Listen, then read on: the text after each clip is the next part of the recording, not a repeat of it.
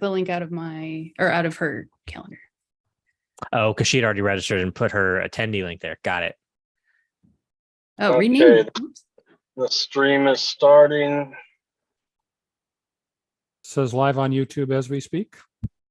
It is.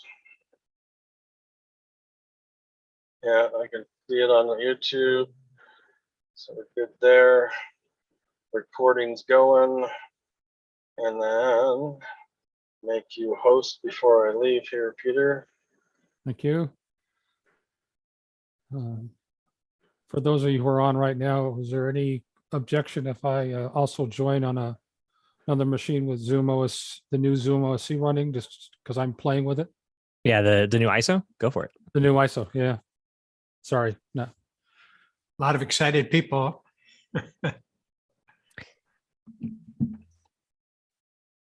All right, guys, I think we're rolling. Thanks, Sam, Jeff. Sam and team, thank you so much for joining and sharing. Ray, thanks for moderating. And Peter, of course, thanks for moderating and hosting. Yes. And, enjoy the meeting. Excellent. Sounds Thanks, good. Jeff. You bet. Have a I'm good show, Jeff. excited to see the recording, Sam. That video got me totally thrilled about what you guys are doing. So it's looking fantastic.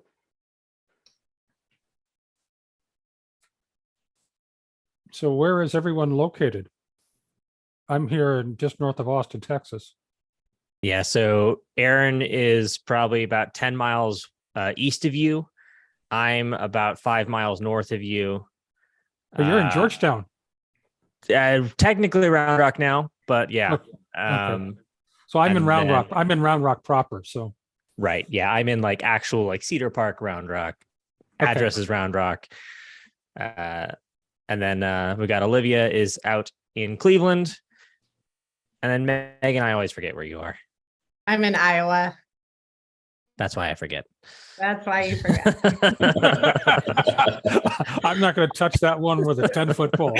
There can only be one Midwesterner that they know where they live. And I am sorry, it's me.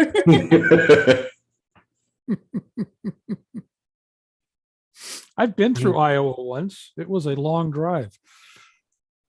That is the common theme. Everybody's driven through Iowa once, and it was a long drive, mostly. Only thing worse is Nebraska. Yeah. You're in Texas. What could be worse than a drive through West Texas? We don't talk about West Texas. Yeah. East side. Yeah. I stay on this side of the balconies whenever possible. I'm dead center in the state of Florida in a little town called Mount Dora, about 40 miles north of the theme park. Excellent. Well, in case you didn't give it a couple more minutes, we're not due to start for a couple more minutes here.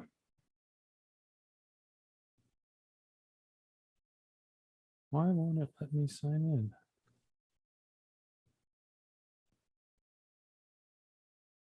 Huh.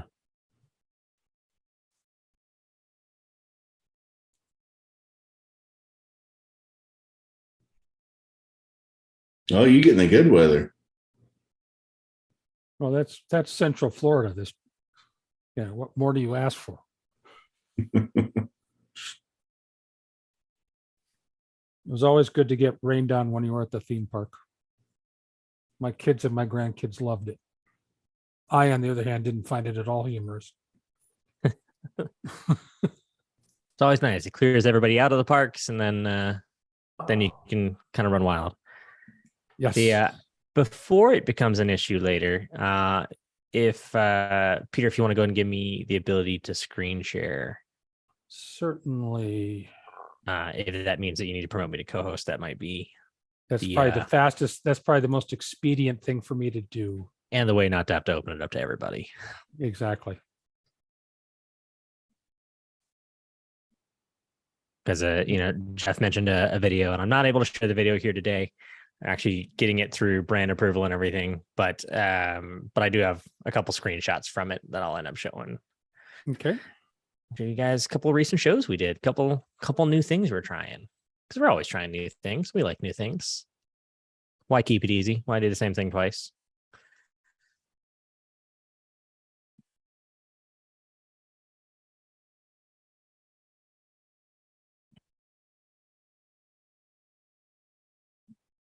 One minute. Yep. Well, I just found, I think is a bug or a different behavior in Zoom ISO. What do you find? Just wouldn't let me, it won't let me sign in for this kind of meeting. Just join, I should say, just join. I actually have to sign in with an account. Right. Is it because you need a registration link to be in this meeting? Yeah. Yeah. Registration link. And I believe I was talking to Jeff this morning. He said he had authorization required too. Yeah. So yeah, if Jeff's turned authorization on for this one, meaning that you have to be signed into an account, then that makes sense. But as we discovered, you don't have to be signed into the account that you registered with. Right. Right, but Because authentic- the two things are totally separate. Between like, you're not authenticating against your registration, you just have to be authenticated. You just have to have a login, and then you also have to be clicking a link. Back pre-Zoom events, we used to kind of get the best of both worlds on that by what you end up doing is never expose. You turn on manual approval. You don't approve. You use another system that's doing API calls to do the actual registrations and return the join links. And then you end up forcing it that way. So they never actually get their link exposed to them. They just end up getting forwarded to it. Zoom events obviously makes that whole process a lot easier. You're not having to deal with APIs and all that.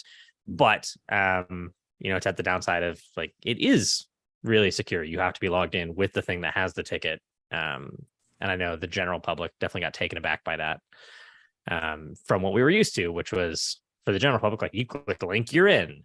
Meanwhile, all the event hosts out there were asking for, hey, I need control over who gets in and what, and security. What do you mean? I actually have to have a ticket to get into the concert? You're right. And it was like, it was funny. Like I was dealing with the problem in reverse beforehand, because before Zoom events, we were dealing with how do we get these things? Either I have top secret information, and so it really matters who sees it, or I am actually monetizing my event and it's about ticket sales and it's about making sure I have that, or some combination thereof. Because like, also the thing was like with monetization, I might care that a ticket was sold and someone got in, but I don't necessarily care that it was the person who bought the ticket, other than the customer service side of like, my ticket got stolen type thing. But like, if you share your ticket to somebody else, send it to somebody else, I don't care that someone else got in. Versus if it's a security issue, I do care not only about the total number of people that get in, but who they are, what credentials they have, what they do with it. Right. So definitely a whole number of different ways that we solve those different things for security measures. And there's some really cool stuff down in there when you're digging in the settings around like some of the watermarks and stuff that Zoom can do. Once you've turned on authentication, and it can start embedding that back into, so you can do some tracing of like, okay, who leaked it, who shared the screen recording or brought the audio out. There's some pretty neat stuff there.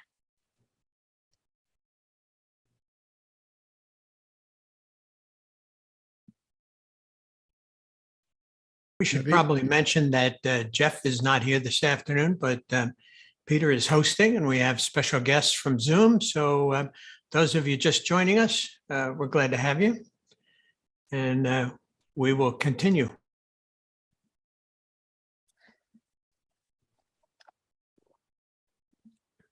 So it looks like we're still letting people in.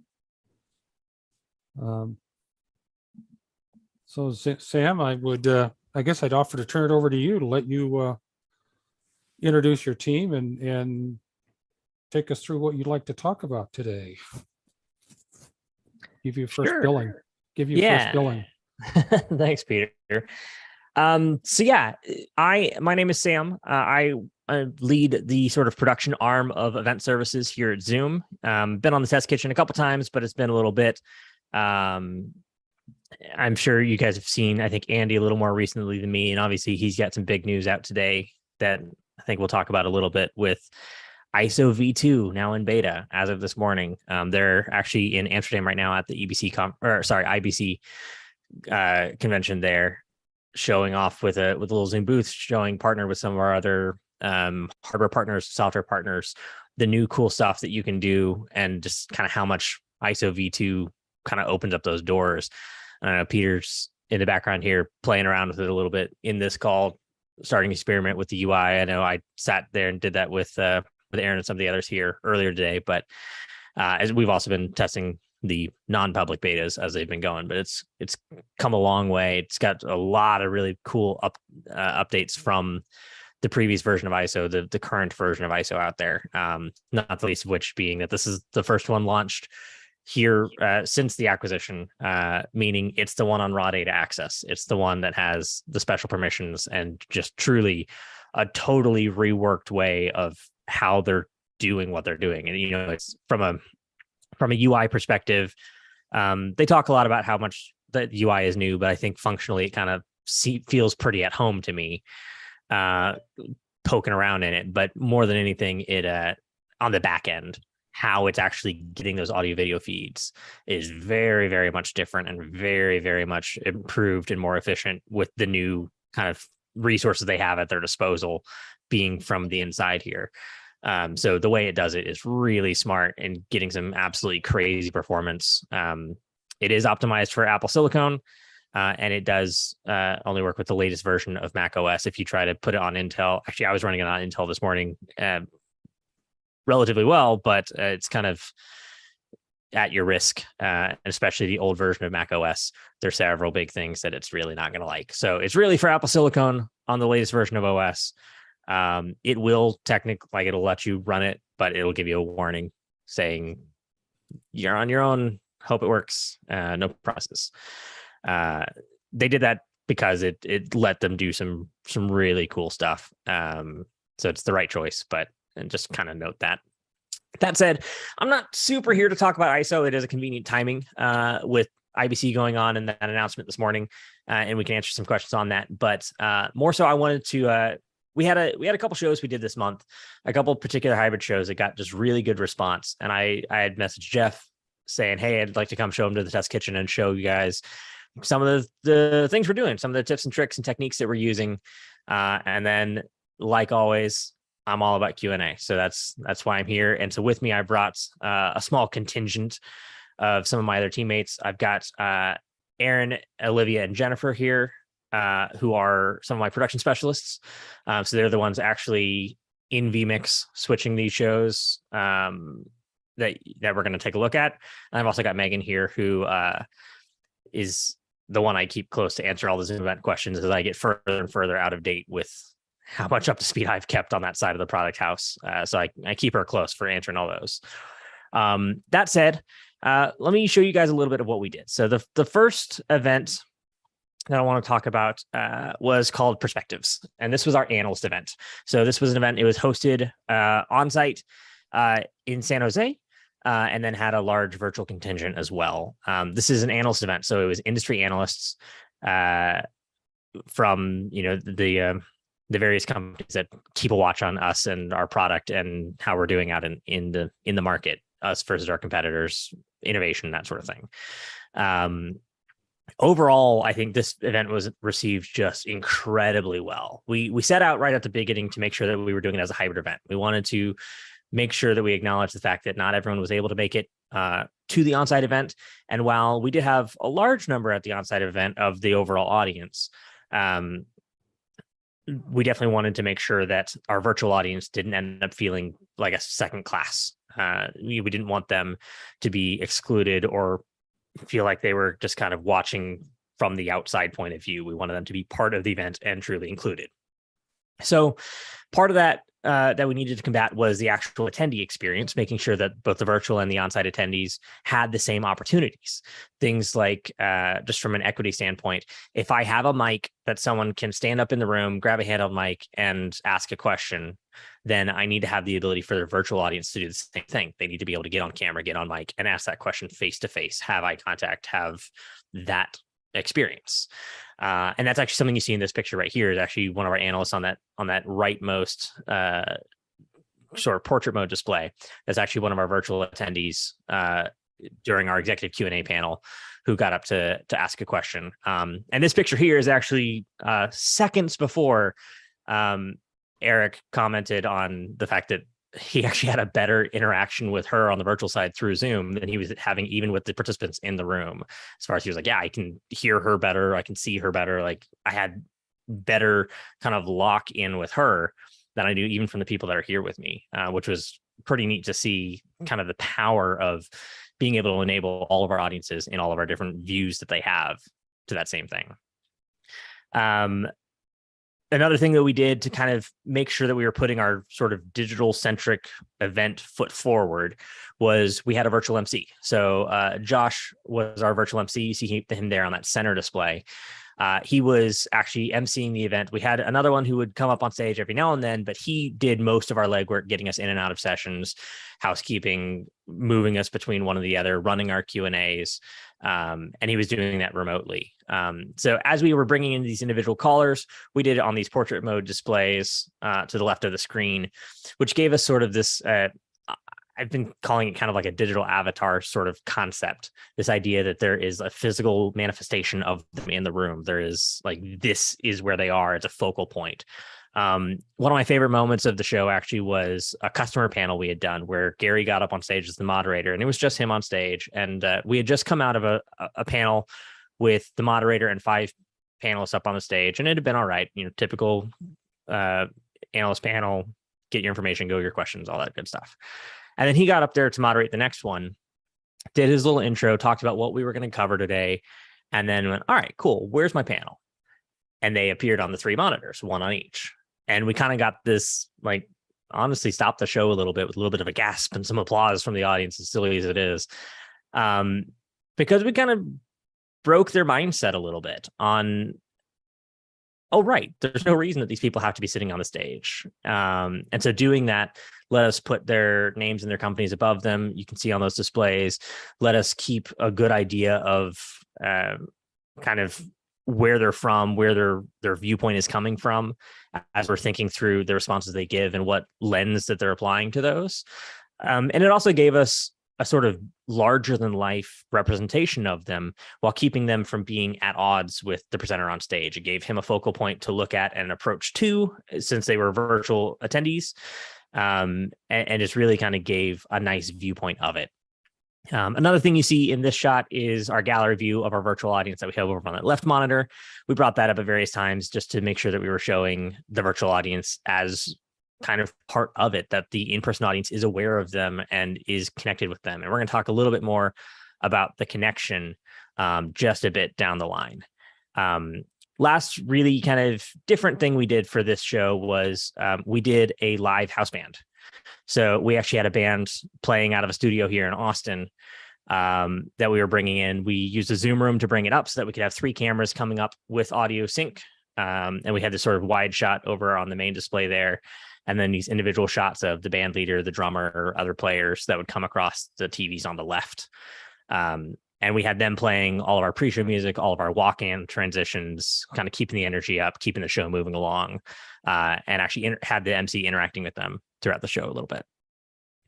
So that was perspectives. Now, the other show that we did the week after that was actually our internal support and service all hands. That one, this one we had switched with production backstage there at the venue through a little more traditional production style.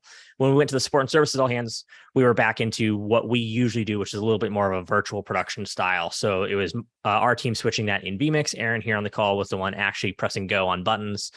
And he was switching all the different looks at the same time. So that one, we had a large contingent of attendees joining from in the room. And then we also had our virtual audience, obviously, and the two of them at different times have different things they need to look at. This is an overall look at kind of what that show looked like in general. Again, we're switching this in vMix. So we have that background was actually a video loop, and then the borders on each of these and these masks are video loops as well. So the color is kind of like chasing around, just a nice little bit of motion.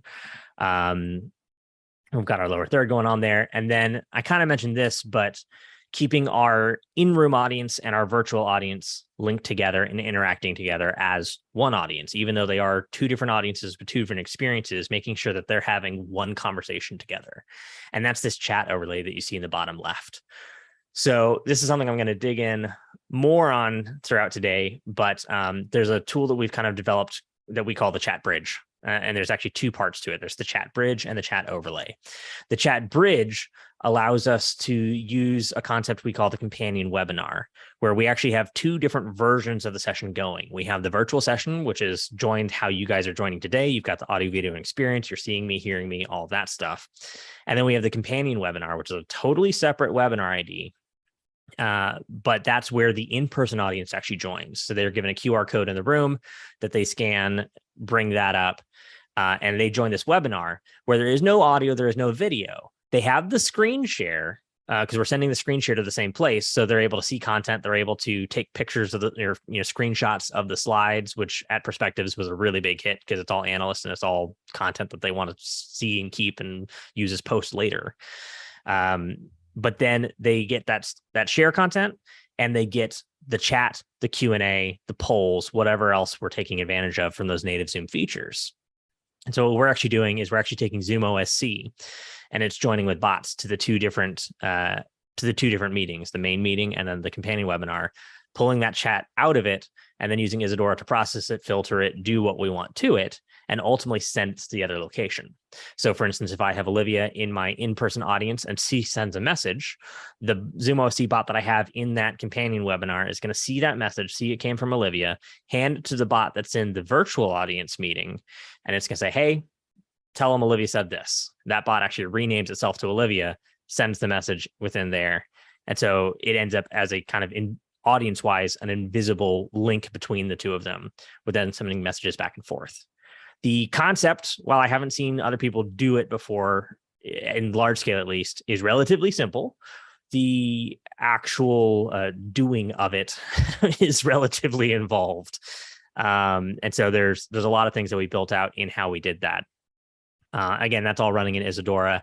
And then we actually have like I said, the chat overlay, which is taking those two chats combined and then rendering them into this. It's actually a CSS HTML5 rendered graphic that plays with an alpha channel that can be brought into vMix, or it could be output NDI or various ways through production to be rendered as an on-screen element. The reason we do that is it starts to give our audience some sort of credence to the concept that I value your chat. Your chat is part of my event. It's not just a side conversation you guys are having in spite of me. It's something I'm encouraging. It's something I want you to do. I want you to participate, and this is how you're doing it. And I'm rewarding you and acknowledging it for you. So we've seen a lot of really good results out of having that concept going. I'm going to circle back to that a little bit in a bit, but that's kind of what you see on this slide. Here's a couple pictures around that event. So up in the top left, you can see our sort of presenter studio, where we had just a small teleprompter with a camera, and then you're actually seeing a shot from our behind the scenes camera of it. We had several presenters throughout the day who would just come present there. That's actually what that top center picture is a shot from that camera. And then also you saw that a second ago on the last slide with Travis there. And then anytime they would stand up and get off screen and the next one sit down, we would cut to that wide shot just to kind of make it seem a little less weird that they're just walking off camera. That guy in the center looks awfully upset. At the moment, he's very intense at the moment. Yeah. And then, yeah, you have a couple just other views of some of our other remote presenters. And then at the bottom right there, you can see one of our shots from the room. That was one of the other big takeaways we had from this show in particular, was we used a gimbal camera on a Steadicam running around with the MC and the speakers in the room there. And I think that gave just a really great up close and kind of intimate view, and went a long way to keeping it from being, okay, we have cameras at the back of the room that are watching this show, and made it, no, you're here with us in this show. You're able to feel like you're part of this. You're immersed in it. In a really great way. So that's definitely something that we right off the bat went, for all of our hybrid stuff, we got to figure out how we have a Steadicam at everyone. Because being able, like the flexibility of getting to our question askers from the room, or getting to a presenter, or if an answer comes from one of the leaders in the back or something like that, that interactivity, being able to move around, the energy just of that camera moving, that motion, those sort of slick high production shots. And then again, just being at that sort of up close wide angle viewpoint where you feel like you're in it instead of just being behind it all. Here's another shot from that gimbal camera of our main MC there. And then here's back to a little bit of that chat bot. And this is actually our rear camera at the moment. But yeah, so that chat bot, I guess the last bit to really kind of talk about with the chat bridge and the chat overlay is, like I said, the concept is relatively simple. And I'm hoping that that just kind of opens your eyes to like, oh, well, thinking through what we could do with ZoomOSC with these sorts of things. But also to say that event services is here, and Jonathan himself is the one who built the bot, the bridge, and it's available as a service or as an offering. So if you guys have an event where you just want to quickly, hey, we want to add this, that's something that that we can get Jonathan working on with you as something from event services that they can come and help add to your event. And that's something that we're trying to expand into a little more, is not necessarily owning all of the event experience, but being able to build these sort of like tools and add-ons and things to help you guys with these little bridge jobs as we start to have more interesting ideas. So that's kind of what I have as far as like the slightest bit of a presentation side of things. From there, again, the place I live and breathe is Q&A. So I'll kind of open up the floor. How large was your total audience? Yeah. Live and remote? I don't know if I'm supposed to say, just because they were internal events, but Okay. in the number of Hundreds? hundreds as a combined there. Yeah. So it wasn't at scale of thousands for these. We did use the chat overlay on another internal event that was at the scale of thousands, a number of thousands. So we've definitely seen that. One of the fun fact right here, just to kind of harp on the complexity of it, is we're doing that rename, right? So when the bot gets a message from one place and needs to put it in the other, it renames itself to the participant to like sneakily inject the chat message so you can't tell where it came from. And one of the things we found out early on was that you can only rename yourself twice a second, which for a user, not really a big deal. But at the SDK level, there's a limitation there. So what we actually end up doing is we actually end up throwing multiple bots in there, and they do a round robin so that we can keep up with the speed. There's also things like the chat is going to be something that you see on Zoomtopia as well this year at scale. And so for that one, we're also going to be doing things like looking at the incoming messages and doing potentially some filtering of them to say like, okay, if it's under 5 characters, it probably wasn't that important of a message. It was just a bunch of people saying hi, right? So maybe we just start to like in times of crazy, we get 10,000 messages a second. Maybe we just throw those away or, only pass some of them over or whatnot. Things that are going to be from an experience point invisible, but is some of the thought process that we're having to take to that. Some other things that we're able to have in there is we have profanity filters. We're able to do a broadcast delay if we wanted to. There's also another form of use case that we'll be showing on Zoomtopia where we'll bring the chat in, and instead of automatically turning it into an overlay where everything is kind of scrolling up, we might be taking it to a dashboard and then treating it more like a tweet deck type thing, where we're kind of selecting and highlighting certain ones that we want to turn into an automatically generated graphic to pop up on the video wall, that sort of thing.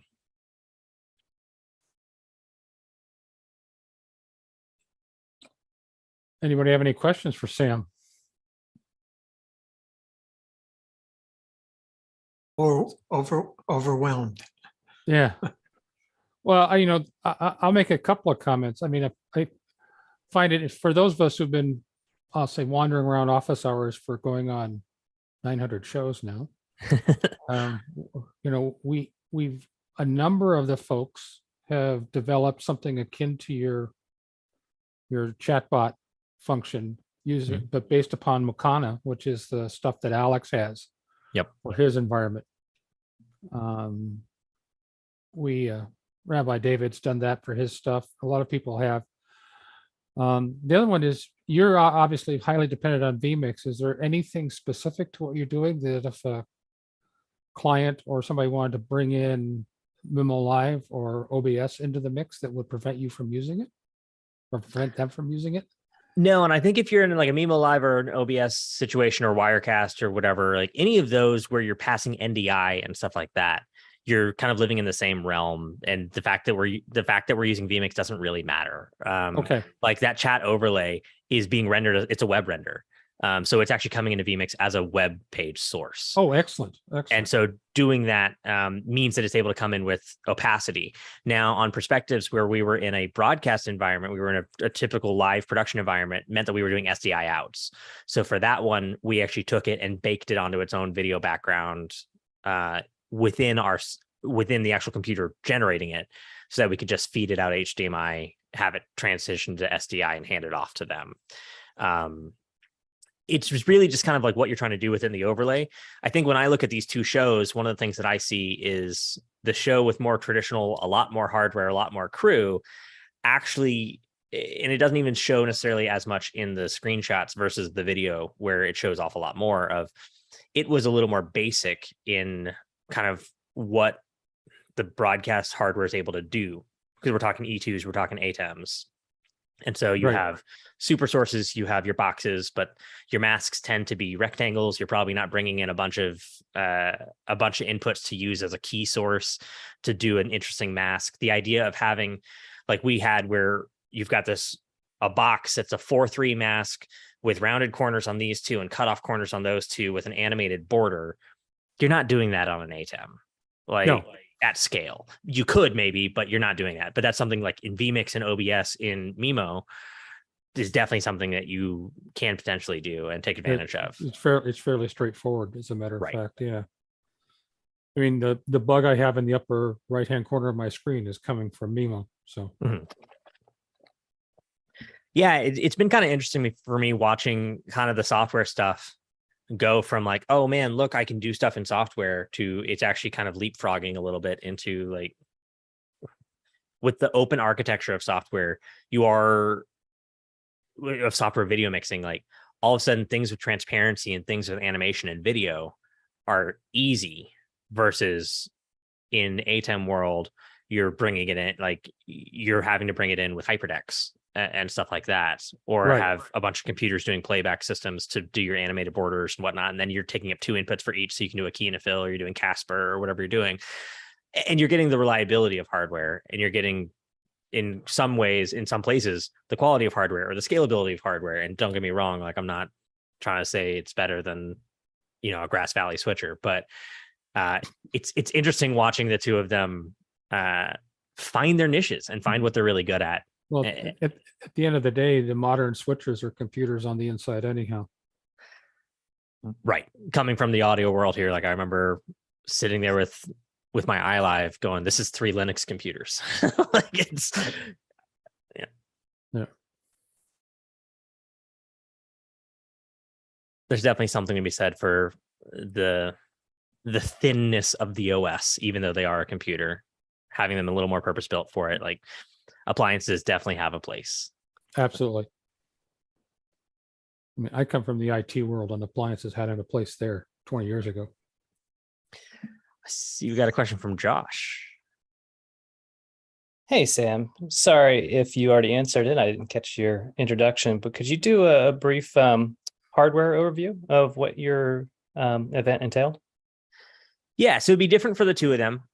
For perspectives, we were actually, because of for perspectives, we had production provided by a production company on site. And then my event services team was kind of more in supervisory or specific show positions, but the general event was being switched by a production company. So they had an ATEM 2ME doing the virtual. They had an E2 running all the stuff in the room.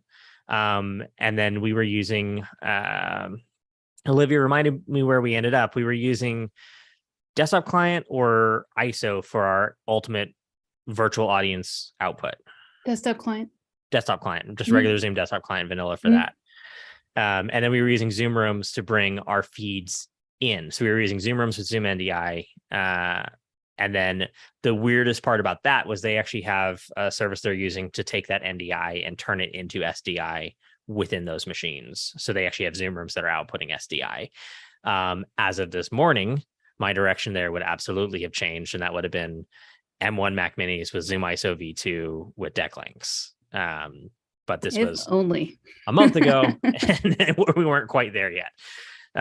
So the next one would have that for the support and services all hands. That second one I showed with all the blue sort of graphics pack. That one was our standard rig, which is a large vMix PC, and then 2 Mac Minis M1s doing ZoomISO for all of our inputs coming from our talent meetings. And then the vMix rig itself actually has the Zoom client on it to send our outputs back out. Small change for the all hands. We actually did use a Zoom room to both ingest and send to our virtual audience so that we could use the NDI pinning for our Q&A. Well, and that was actually, I guess it was a combination of for the NDI pinning for that, and then also because we wanted the native gallery just with how we were piping it. When we wanted to show a gallery of our virtual audience, we didn't want to take a bunch of individual NDI feeds and have to build it ourselves. We wanted to just take Zoomroom's pretty gallery and throw it up there. Josh, does that answer the question, or are there parts that I missed? I might not have caught what you were feeding those portrait modes with. Did you run this from a vMix? So that was the one with the E2. So the portrait mode displays were an E2. So actually, here, I'll go back to, let me go back to that slide because I actually have something cool you can kind of see. Here we go.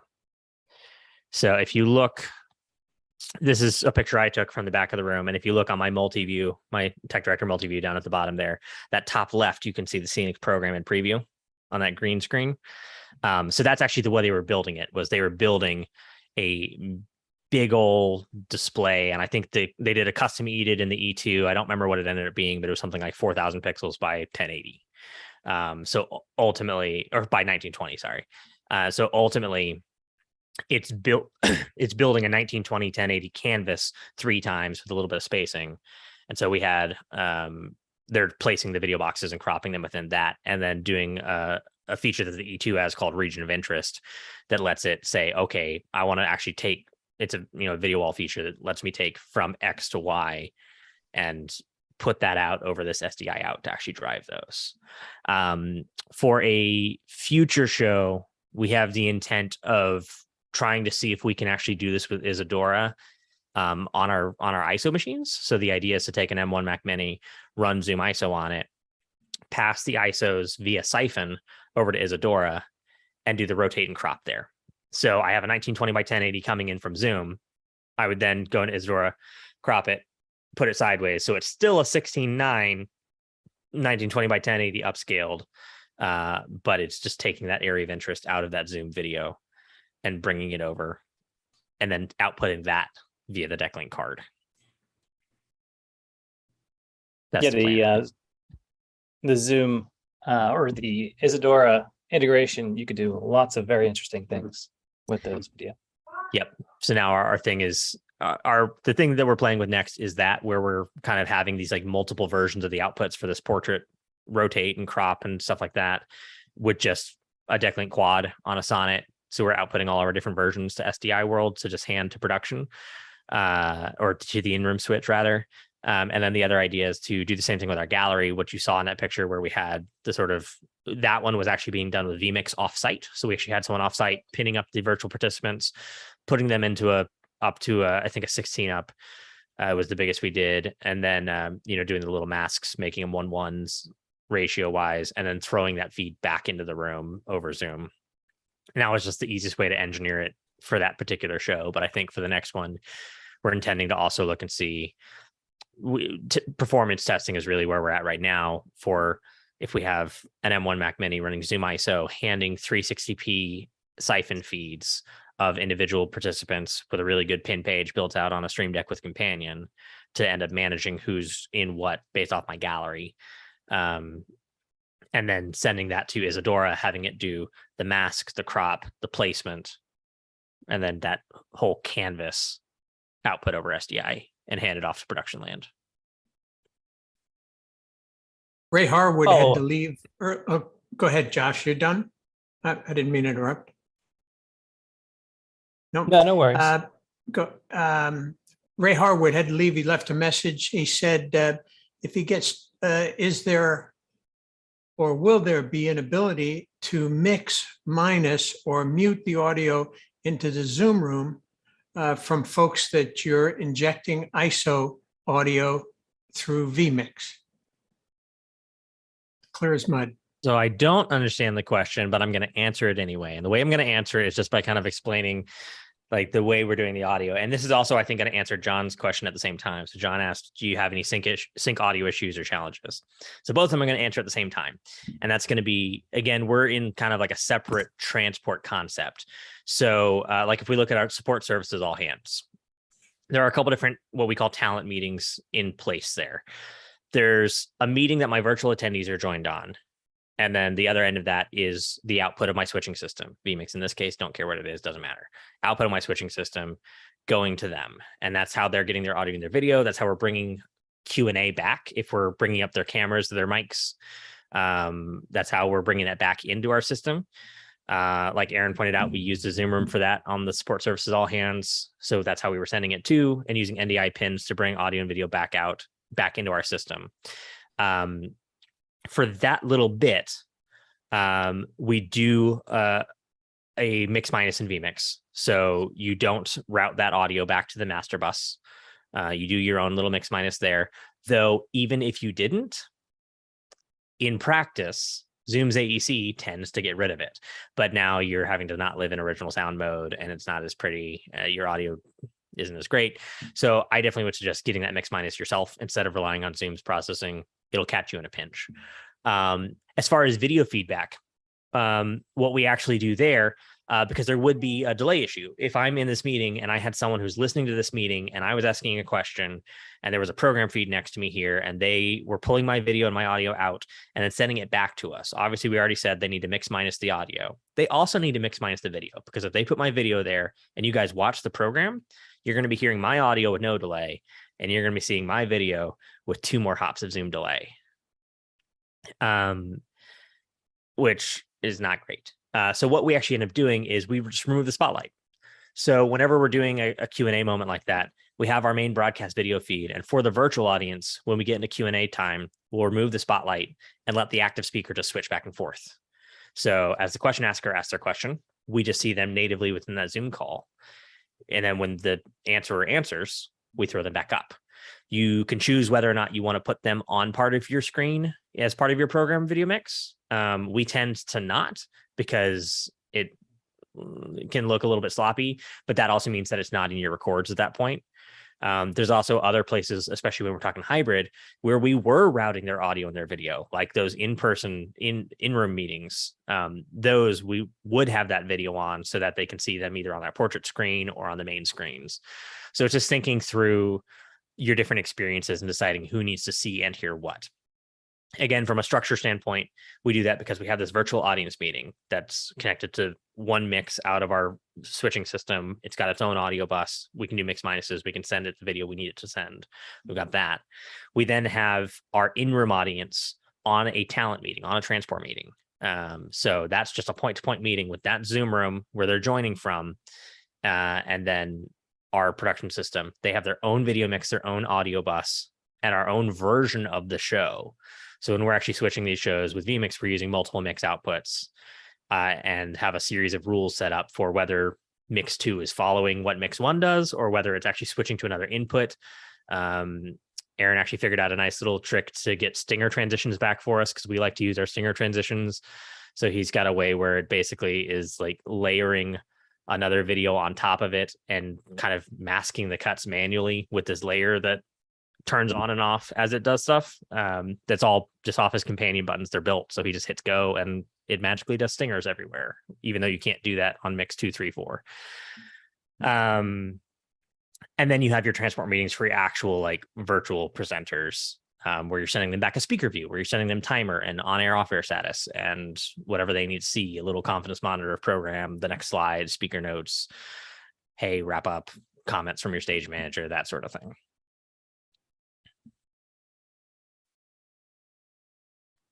Another question from Josh.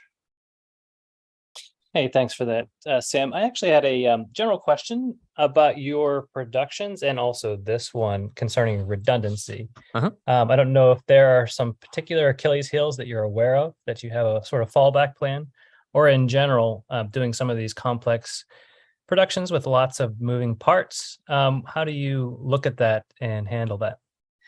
So I look at it differently depending on what part of the show it's at. And what I mean by that is, let's look at perspectives where we actually had our switch and everything happening from the venue there. The venue internet is our weakest point. And there's nothing I can do to redundant that. Like I do, like we have cellular backup, you bring in a modem, you do whatever you can, but you are limited to that. So, you know, you never see somebody sitting there with 2 front of house consoles, both set up and running at the same time. They might have battery backup on them. They might have another one in the truck, but they're not both set up. And so we're picking our battles on where we can get redundancy out of it. At the end of the day, if I don't have internet to bring my on-site space to the world, I don't have internet. I could set as many computers there as I want. It's not going to help. That said, we do, for that show, we did have redundant computers for all of our Zoom points. So, well, not quite. We had redundant on our main program output.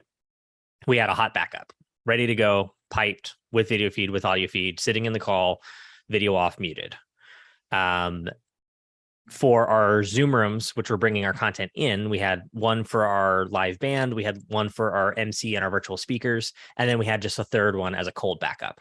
So it was booted, it was piped, it was not joined to the calls, but it was ready to, if a Zoom room went down. Never had one go down in a show for me. Find some wood to knock on, but like it's a thing. Then that's totally different than our support and services all hands, where that one was being switched from homes. So that one was being switched from Aaron's, well, actually Austin's place, but Aaron's vMix rig at a house. And so we do want to find some way to keep it alive if that was to go down, versus if the office where I have my MC and my on-site audience goes down. Again, I can't help that, but I can help the vMix side. And so whenever we're switching virtual shows like that, wherever we're switching virtually out of a home, my team's MO is to always do it twice. So while Aaron was switching the show here in Texas, Jennifer was actually switching the show in Toronto. So she had computers in all the same places as him, a 100% identical redundant rig every step of the way. So all the ZoomISO machines pulling all the NDI feeds, a vMix machine with all the inputs piped, switching in tandem, hitting go at the same time with their own companion setup and all that good stuff. And then again, all the way up to machines in the calls, video off, audio off. So if anything does happen to him, we actually have just a couple buttons we hit on our stream deck. Primary goes down, backup comes up. In practice, in times where we have had to fall back to it, we find that it takes about 5 seconds. And then we're back up and running. It also gives us, I think, less than all-out failure. More of what we've ended up seeing is stuff goes crazy. You end up finding like, hey, I've got a CPU that's running a little wild, or I have maybe something that's starting to give me a sync issue, or I'm hearing a distortion here. What's going on? I need time to figure it out. And so we can fall to the backup there and let them reboot a machine or get something sorted. I think that's happening less and less as of recent, but was definitely, as we all figured out what we were doing at the beginning of the pandemic here, and we're kind of always pushing the limits, something we want to be prepared for sure. In addition to that, we also have everything on battery backups. So any small power blips are covered by the battery backup. Any large power blips, it gives us a note. Basically, we're notified that there's about to be a problem, and we've got roughly a minute to take care of it and switch to our backup, which that gets a lot more, that is a lot more of a seamless transition than if I just all out lose a piece or lose internet, which is a little more noticeable of a transition. Right. Have a question from Guy in the chat here. What is Zoom high bandwidth mode? So that's something that you may have seen in the announcement from ZoomISO v2 today. I think more than anything, I'm going to let Andy answer it tomorrow on the office hours. Andy and Jonathan are going to be on tomorrow morning from the show floor at IBC in Amsterdam. So I'm going to mostly let them answer it. The short version of the answer that I'll give here is there's some new infrastructure changes happening to allow single endpoints to pull more bandwidth than they used to be able to. So if you guys remember way back, ISO was finding that their limit was, I don't remember, I think it was 3 1080s or maybe 4 1080s or something. That was their unofficial limit that they had kind of found through experimentation. And then when Zoom Rooms opened up, when they unthrottled an NDI option, we found that endpoints were able to get more. And this is literally just like a limitation between the Zoom MMR in the cloud and your endpoint that was only allowing X amount of bandwidth to be subscribed from any one point. So we saw it go up some there, and this is now kind of an official version of it that will allow these certain applications, ZoomISO being the first of it, to ultimately be able to way oversubscribe to what it thinks any Zoom endpoint should need, because it understands that you're doing crazier things with it. And that's how he's got on the site, he mentions Mac Studio with 12 1080s coming out of it. You mentioned Steadicam. I think you used the term, but it wasn't a Steadicam. What was your roving camera? Yeah, so it was and wasn't. What it was in technicality, it was a Sony A7 IV on a Ronin RSC2. Sorry, RS2, not a C, an RS2, and then that was actually on a full-on shock-mounted vest. So it was on the vest with the spring arm and everything. So the actual like stabilization is the RS doing it, but then it is on the spring arm mostly for the purpose of not wearing out our operator too fast, just from a weight stability standpoint. That's actually something we started doing on our EBC virtual tour program. That's actually why we used it there. We were in Amsterdam. We were one of my virtual tour centers. So it was my virtual tour crew that was doing that. So they do that kind of all day, every day. But that is something that we're going to keep using in the future for shows. It's just nice. I don't know how many people here have run even a DSLR on an RS or something relatively small as far as like a Ronin with a DSLR, or even a mirrorless, but it still gets heavy fast. When we're talking about trying to run like a 2-3 hour show, it's just not, it's not okay to expect an operator to hold that 25 pounds. My shoulders won't take that anymore. Right. Yeah. So the vest made it for, like, don't get me wrong, he was sweating by the end of the day, but he's a trooper, and he said it wasn't too terribly bad. It at least distributes the weight a little better. The SteadyMate S, by the way, is I think the vest that we were using. They have one that like comes with the mount for the Ronin, and it's about $1,000, I think, for the whole double spring arm, vest, and mount piece. Can you, since everybody's not going to be in that level that's either here or listening, are there steps to move into this high level that people should be considering?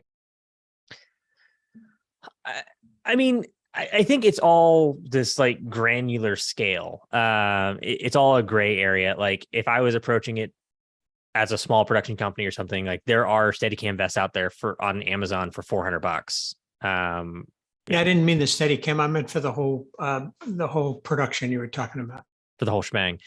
I was just thinking about each of the components. So where we start here for like the support and services all hands, we start with our virtual switching rig that we do, which is, again, we're in vMix. You could be in Mimo Live. You could be in Wirecast. You could be on A10 Minis, which is how we used to be.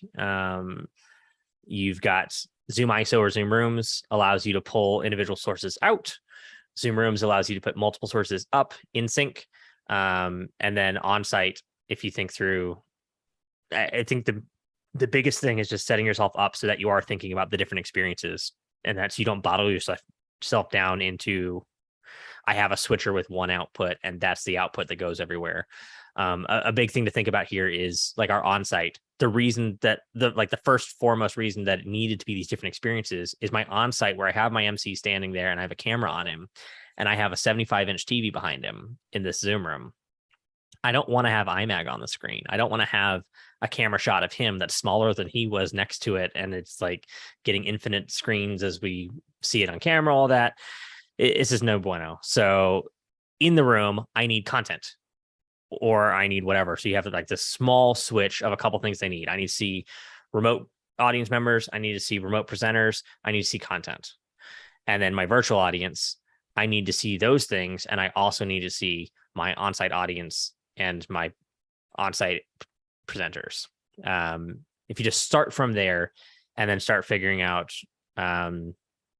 how is the best way to navigate switching between these views, what screens real estate do I have available to us? I think earlier today we were rethinking through another one we have upcoming where it's going to be the same thing, except whereas this on-site location was mostly just a couple 75-inch TVs that were kind of spread, so it was really a single screen experience. This next one we'll be doing is a large projection screen and a 75-inch TV to the side of it on each half of the room. So it's really a 2-screen experience. So we'll be laying it out a bit differently in kind of what do we want the audience to see at what time. But kind of no matter, my biggest takeaway is no matter what you're doing, start with that. You start with what do I want the audience to see? Why do I want them to see that? And then you start figuring out how am I going to accomplish it?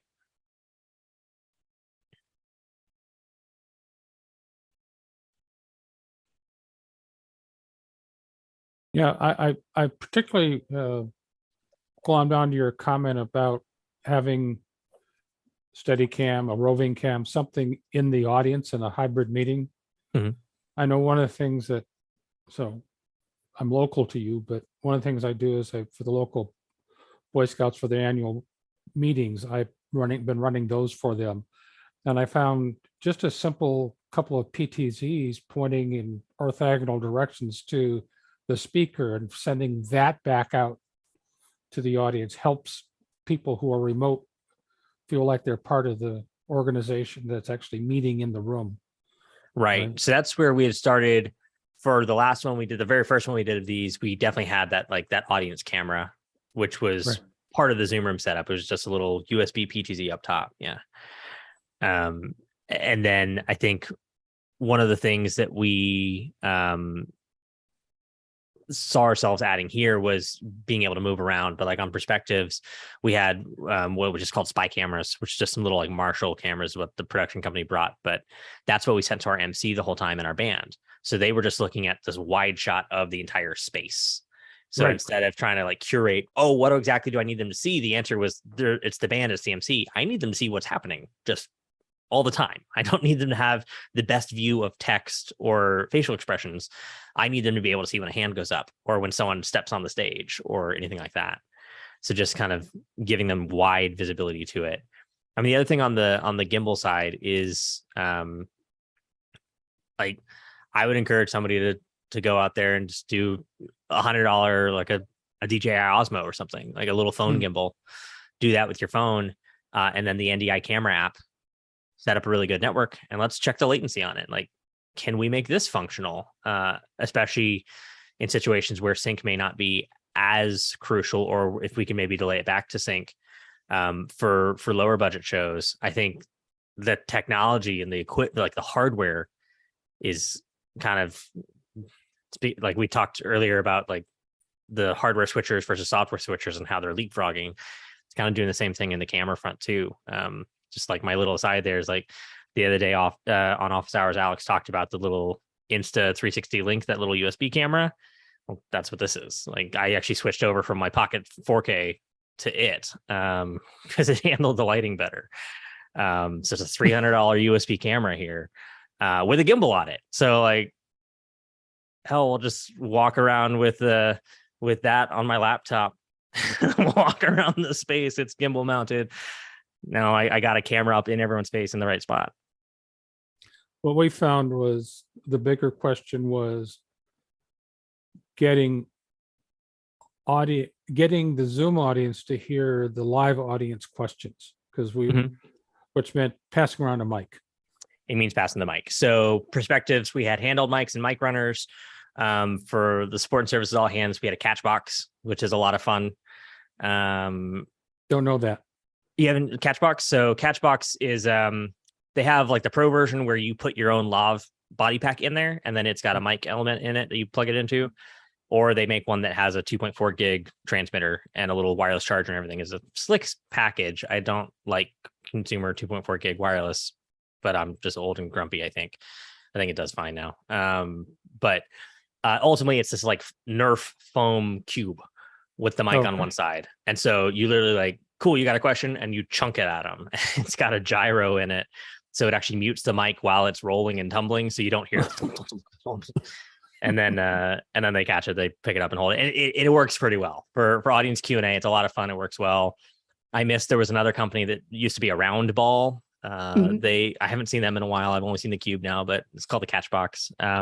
I linked it in the chat, and people really love throwing it at each other. If the mic's muted, that thing's flying across the room. They love chucking it. It's wild. It's a lot of fun. And like I said, they have a couple different versions. They even have a version that has actually, I've got one here that is their transmitter receiver and comes as a package with a dual channel. So it has the Catchbox and a handheld mic, and it's USB out. Thank you, Olivia, for putting that in the chat. I'm not sure I'd hand it to I'd throw it at a bunch of Cub Scouts, but that's a different conversation, and it's entirely, I'd never get it back.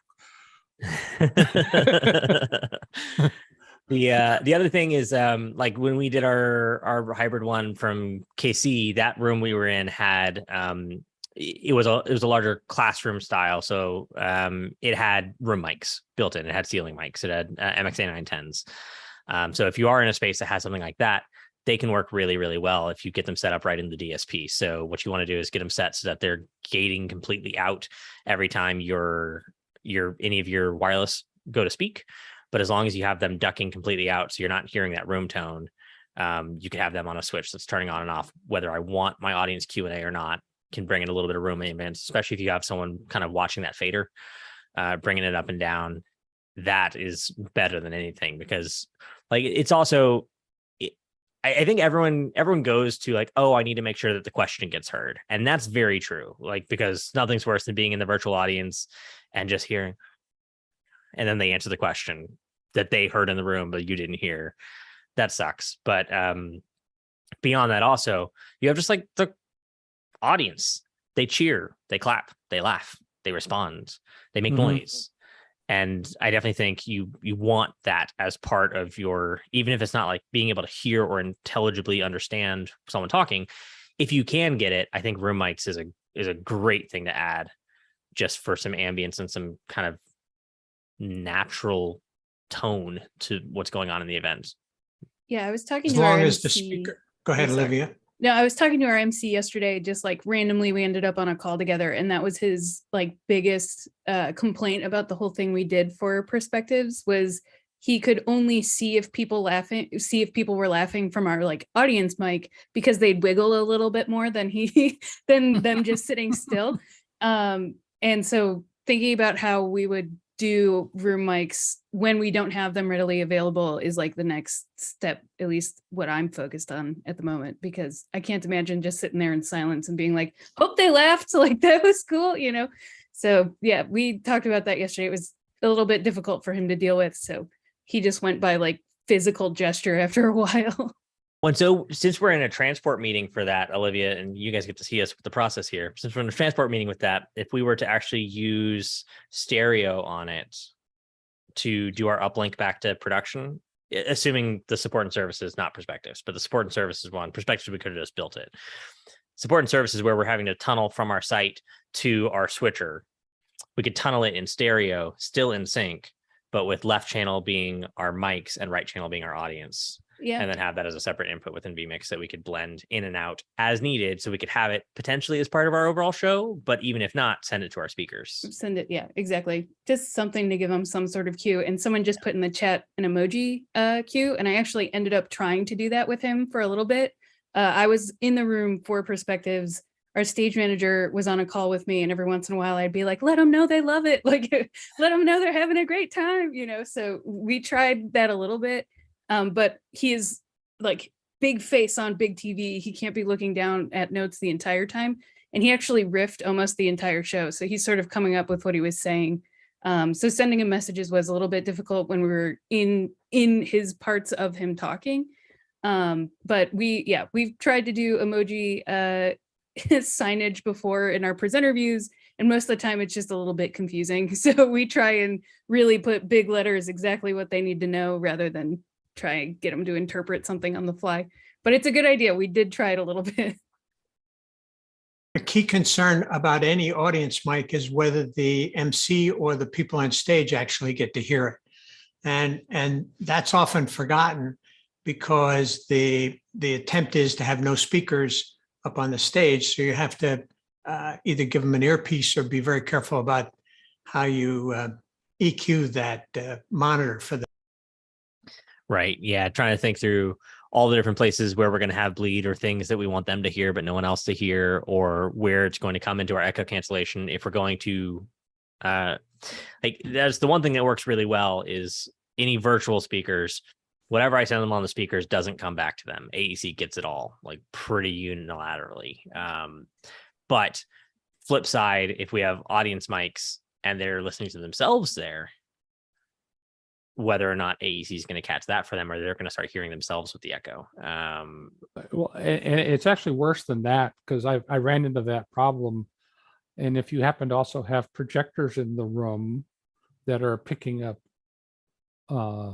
audio from a video clip you're going to show in the room and also send to Zoom, the echo cancellation actually interrupts the video clip in the room. It causes the projector to go crazy because it's trying to figure out which audio am I sending. Right. Yeah. A lot of it does just come down to thinking through your audio paths and making sure that we're only sending things once in the right place. And John also mentioned in the chat here the finding about bringing canned laughter in, canned laughter and applause to get the audience to react. And so, like, I kind of riffing on that also, that, yeah, that's definitely a great thing to do, I think, in kind of seeding them. We did that for a recent event where we actually did do room mics from all of our watch parties just for the purpose of applause. So it's basically like, as we went around all the watch parties, we'd be like, we're here in this city and this city and this city. And each time they would come with their room cameras up and their audience mics so that we would hear them clapping and cheering and screaming and hooping and hollering. And we started by seeding it with an applause track, just to kind of get them kicked off. And once you get them kicked off, then they take off and they do their own thing. You're not leading with a laugh track. But it's also like in perspectives, or anywhere we have a virtual audience, we find that, like, nobody wants to be the first and only person to turn their video on. So you got to get some people in there with video on first to kind of like set the culture and say, like, this is what we're doing, guys. And you get more. It kind of reminds me of, I remember reading an article on acoustic design for churches and like an architectural level. And there's this like perfect medium you want to get where people don't hear their own voices singing, but hear everyone around them singing. Because if they hear themselves, they'll get self-conscious and stop singing because they think they're too loud.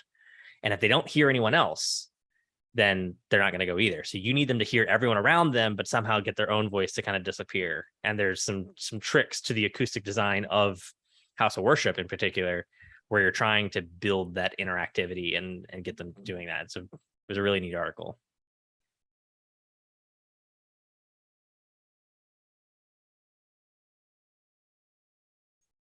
So Megan, you've been really quiet. Where did you fit into the puzzle? I helped manage the Zoom events side of things. So actually helping with the event setup on the platform side while everybody else worked their magic. Oh, why she says help, she ran it. She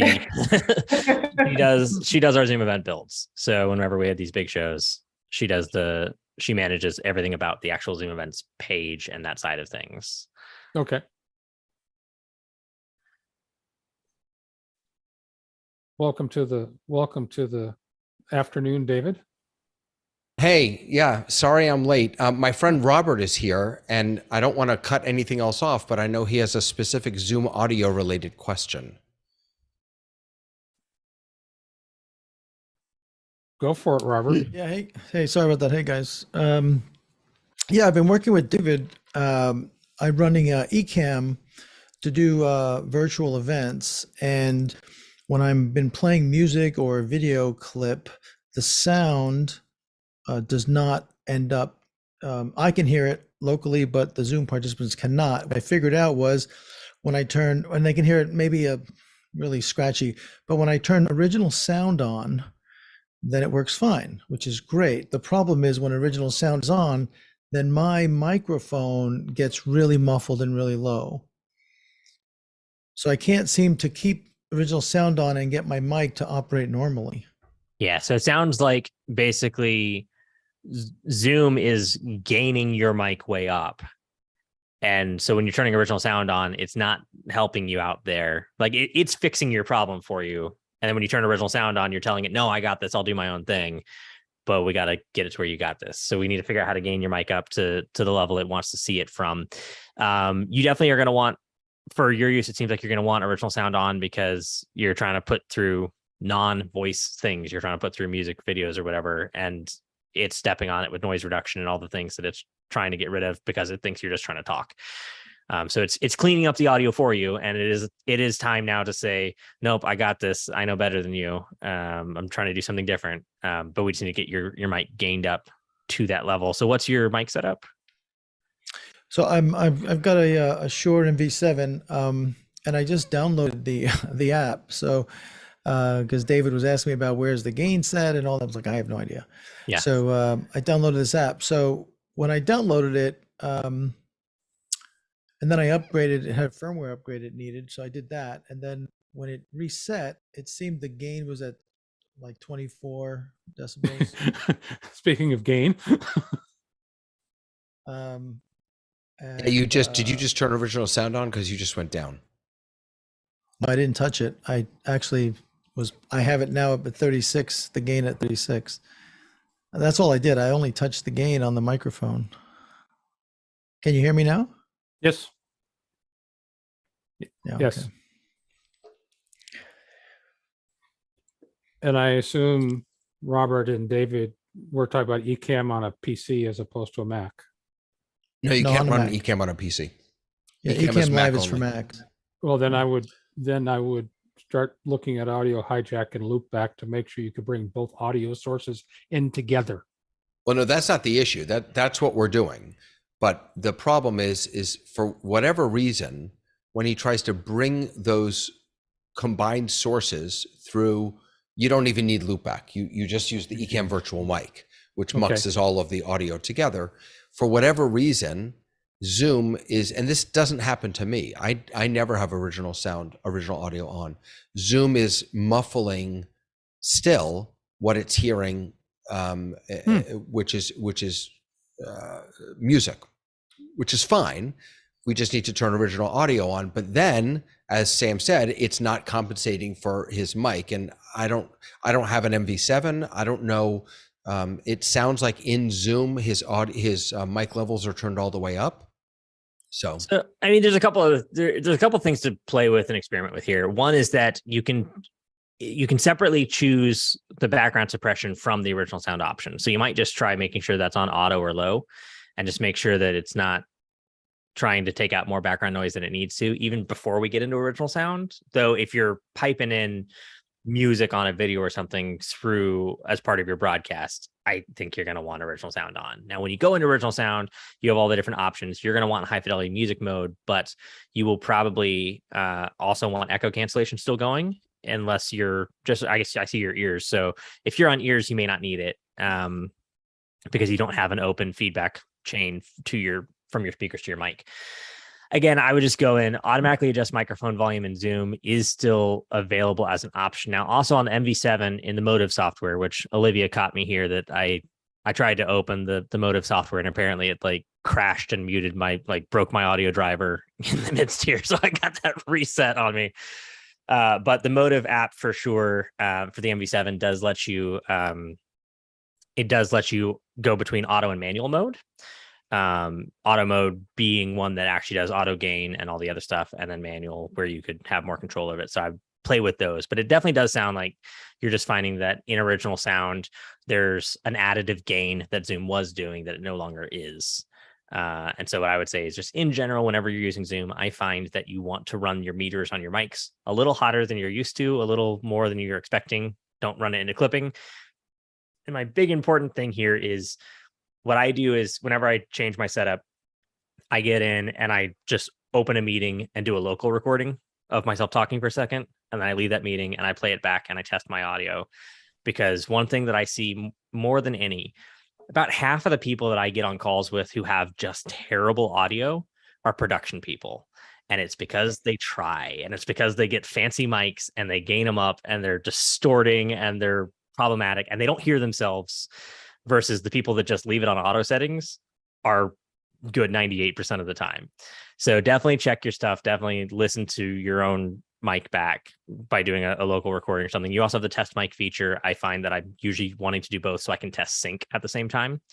Because like, for instance, if I'm using a DSLR and a Magewell, I find that I need 70, 80 milliseconds of sync. And so that's where this next bit comes. I saw, who is it? John mentioned he's got a DBX compressor that he uses to kind of smooth stuff out. MV7 is a USB mic. It's got an XLR out, but the XLR is unprocessed, and the magic of the MV7 is the processing. That's what makes it sound like an SM7, is the processing that it does. So I would hate to use an MV7 and use the analog out. That would be terrible. I also, by the way, did switch from an SM7 with a cloud lifter to the MV7, which is what I'm on now. But I think that's where someone mentioned loopback, and I think they also mentioned audio hijack, right? Was audio hijack is the one where that was my go-to when I needed that delay, where I was on a DSLR, I needed delay. Audio hijack is the place where you can add a little bit of compression, some EQ, some sweetening, some delay if you need it.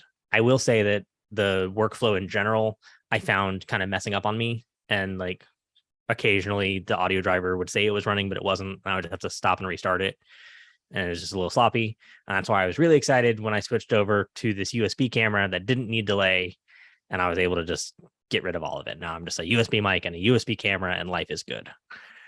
I also just want to point out, if you look, Robert, at how Sam's mic placement, right? Some of this is also physics. The closer the mic is to your mouth, the better the sound you're going to get, the less room noise you're going to have, all that other good stuff. So I think you definitely need to play with the settings in the app, but that's another piece to consider. Yeah, and that is one thing especially as I was looking between like the Blue Yeti and the SM7 and the MV7 and the others, was this idea that not only from just a level perspective, but like he said, the physics perspective of like, how is it handling especially the low proximity boost that it's doing with the cardioid pattern there. And this idea that like, this is where I put it so that it's kind of like, it's in my shot, but it's not too big. It's also spaced between my keyboard and my monitor, so I can still kind of see things. And it's not just like this big old arm everywhere messing with my shot, which is a thing. One of the things I found was there wasn't a whole lot of difference between this and actually getting it on me, other than level difference, but tonally, I was okay with it here. One thing I found though was as soon as you get it, you can actually get it out of shot a little bit, but if I go ahead and I put it, let's say it's here, it's where it's kind of like on my desk. And that's what I saw with the Blue Yeti. Like everybody would take a Blue Yeti and like on the desk and be like, I got this awesome mic. And it didn't matter, because if you take a Blue Yeti and you put it, or any of those, and you put it on your desk this far away from you, you lose all the benefit of it. And in my testing, an MXL 404, that $80 USB mic, that's a boundary mic, takes up no space on the table, just sits there, does just as good if you're going to be that far away. So like, you don't even need it. So if you're going to have a fancy mic, you got to have a fancy mic, and you got to have it in the right spot and deal with the arm, or just put a mic on the table and it'll be okay. Yeah, thanks. I'll check that. I mean, the thing is, when you were backed away, like if I'm literally like 2 inches from my mic right now, but if I back away, just sit back a little bit. Okay, now I'm about a foot. When you were doing that, although you were lower because you were further away, but when we turn the original sound on, it actually sounds muffled, right? Not just that it's lower volume, it's muffled. It's kind of like, I'm talking through a pillow. Yeah. Just kind of weird. That is definitely weird. I would definitely take a look through not just because you have the option for, show original sound, but in the audio settings there, check all the different check boxes around it, automatically adjust level, the background noise suppression level, and dig in there to start experimenting around and playing with things. Yeah. All right. Yeah. I'll just keep running different tests, keep pushing different buttons. Yep. All right. Well, thanks, guys.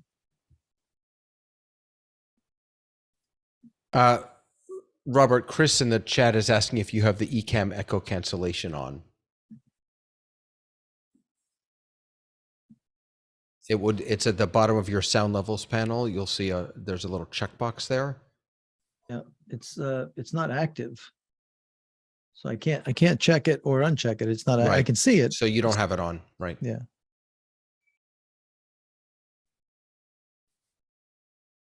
Any other questions for Sam and his crew? Well, we have them. Yes, John. Sorry, my microphone's going to be a long way away, so I'm not going to sound so good. And I can't be bothered to type this in because it's a bit complicated. And the question is, if you take the various versions of Zoom, Rooms, normal Zoom, shall we say, webinar version of Zoom, have you got certain things which you think one is better than the other? Because you talk a lot about using Zoom Rooms today. Yeah. I'll say the product team wants me to talk a lot about Zoom Rooms, and I don't talk about it as much as they want me to, because I tend to talk about ISO more, typically. One thing about like the three that you listed, you listed like Zoom Rooms, the desktop client is what I would call like what we're in today, the regular meetings client. And then webinars is a type of thing we would join with one of our things. But as far as our versions, like if we're talking like apps to join Zoom, I'm going to ignore mobile for a second, and we're going to say that you got Zoom Rooms, Zoom Desktop Client, ZoomISO, and ZoomOSC. And they each have different jobs. Zoom Rooms is really good at being a conference room. It's a kiosk mode, clean displays, separate controller. That's what it's designed first and foremost for. It has a second purpose with its NDI outputs for use in broadcast. They give you clean video feeds out. NDI, it's can be kind of easy to run, can be cross-platform, can be run in the cloud. So it's got a lot of special things going for it. At the moment, doesn't have a lot of controllability past the Zoom Rooms app, how you're controlling it with your iPad or your web ZRC or whatever you're doing. So then you have ZoomOSC, which is the Zoom desktop client on steroids. It's the desktop client, but with Andy a lot of the time will call it it's the in-meeting SDK is what he calls it for the Zoom meeting client. So it's the ability that basically, if I hired one of you guys, I take one of the best Zoom operators in the world and I sat you in front of a computer and I said all day, I want you to tell me if any of these things happen. I want to ask you what states these are in. I want to have you do these things on cue. You can do that all with ZoomOSC. So if I want to mute this person, or I want to automatically send a chat message when someone does this, or I want to get all my chats out and bridge them over to other things. It's basically just a dumb API of all the buttons I can click and all the things and statuses and actions that could have happened in it. And then you have ZoomISO, which has everything ZoomOSC has, but then it also has these abilities to take and produce clean video feeds out of individual participants for the use in production. ZoomISO versus Rooms is the biggest. I guess your two comparisons are like desktop client versus OSC. And the question is, do you need special stuff? And can OSC get wherever you need it to get? Like a big caveat is I don't think it can go backstage in a webinar. So that would be great. I got to be in desktop client there. And then you got Rooms and ISO, which are both ways of getting your video feeds out. Zoom Rooms can run in the cloud easier because ISO is Mac only. Zoom Rooms has the ability to take multiple cameras. It can do up to 3 cameras, and it can bring them in sync. ISO can only have 1 camera.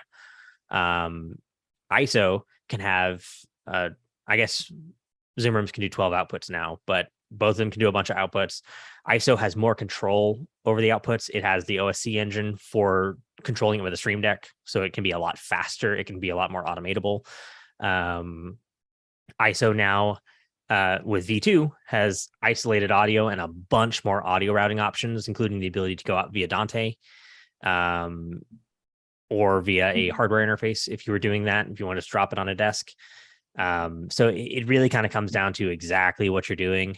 What we find is for every show, like you even heard me asking Olivia, because I couldn't remember how we ended up between all the different versions and which was the last one that we ended up deciding on, because this one can do that, but that one can do the other thing. And where do we land on our pros cons?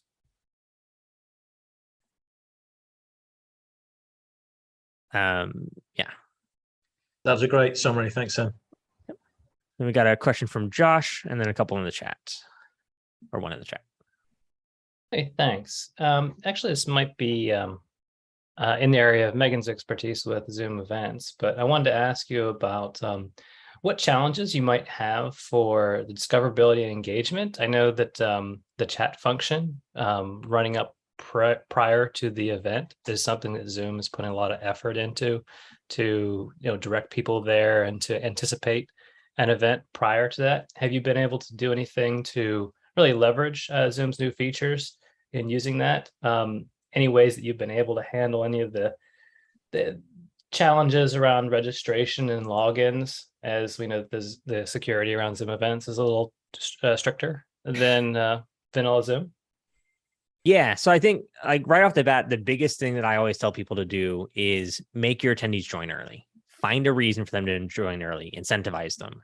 And what I mean by that is because we know that on the day of, a bunch of people are going to go click on the event link for the first time and realize that they registered with the wrong email, or they gave you the wrong email, or they don't have a ticket, or they're not logged in, or they don't have the app installed, or whatever the thing may be. We know that there's a higher number of hoops that not even hoops they need to jump through, just things that have to be set up as they come in to authenticate their ticket to Zoom events. So I can either have all those happen in the first 5 minutes of my show and spend the time running around like a chicken with a head cut off, or I can send out an email the week before that says, man, we're so excited to have you. Know before you go, click this link and get into the event. Let's start the conversation now. Let's take advantage of the fact that we can all chat here in the lobby. Go into the lobby, find your sessions, earmark them, fill out your itinerary, your agenda, all these great things. Take advantage of networking and start really using those features. And the actual benefits of those features is there and is one thing, but I'm doing it just so I can incentivize the people to get in early and try it. And I can take those 5 minutes of frantic phone calls and I can take them a week in advance and spread them out over the next couple of days here, where we just get them all dealt with, get all the ticketing issues sorted, get everybody, here's how you log into Zoom that you've never done before, apparently, get them all set up. And then on the day of the show, we have a lot less people in our phone queue. Mm-hmm. In tandem with that, I would say too, it's important to make sure you're emphasizing to your speakers that they need to go into Zoom events early, test it out, make sure that their ticket is functioning, that they know how to navigate to their session, because we can handle all those attendee issues on event day, but what we don't want to have happen is not have a speaker be able to come into their session when they need to. So, and frankly, you want to rehearse them in front of the camera anyhow, right? Yep, exactly.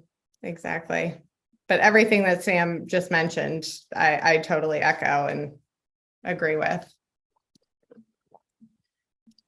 Have a question in the chat about having issues with 25 frames per second and audio sync in Final Cut Pro.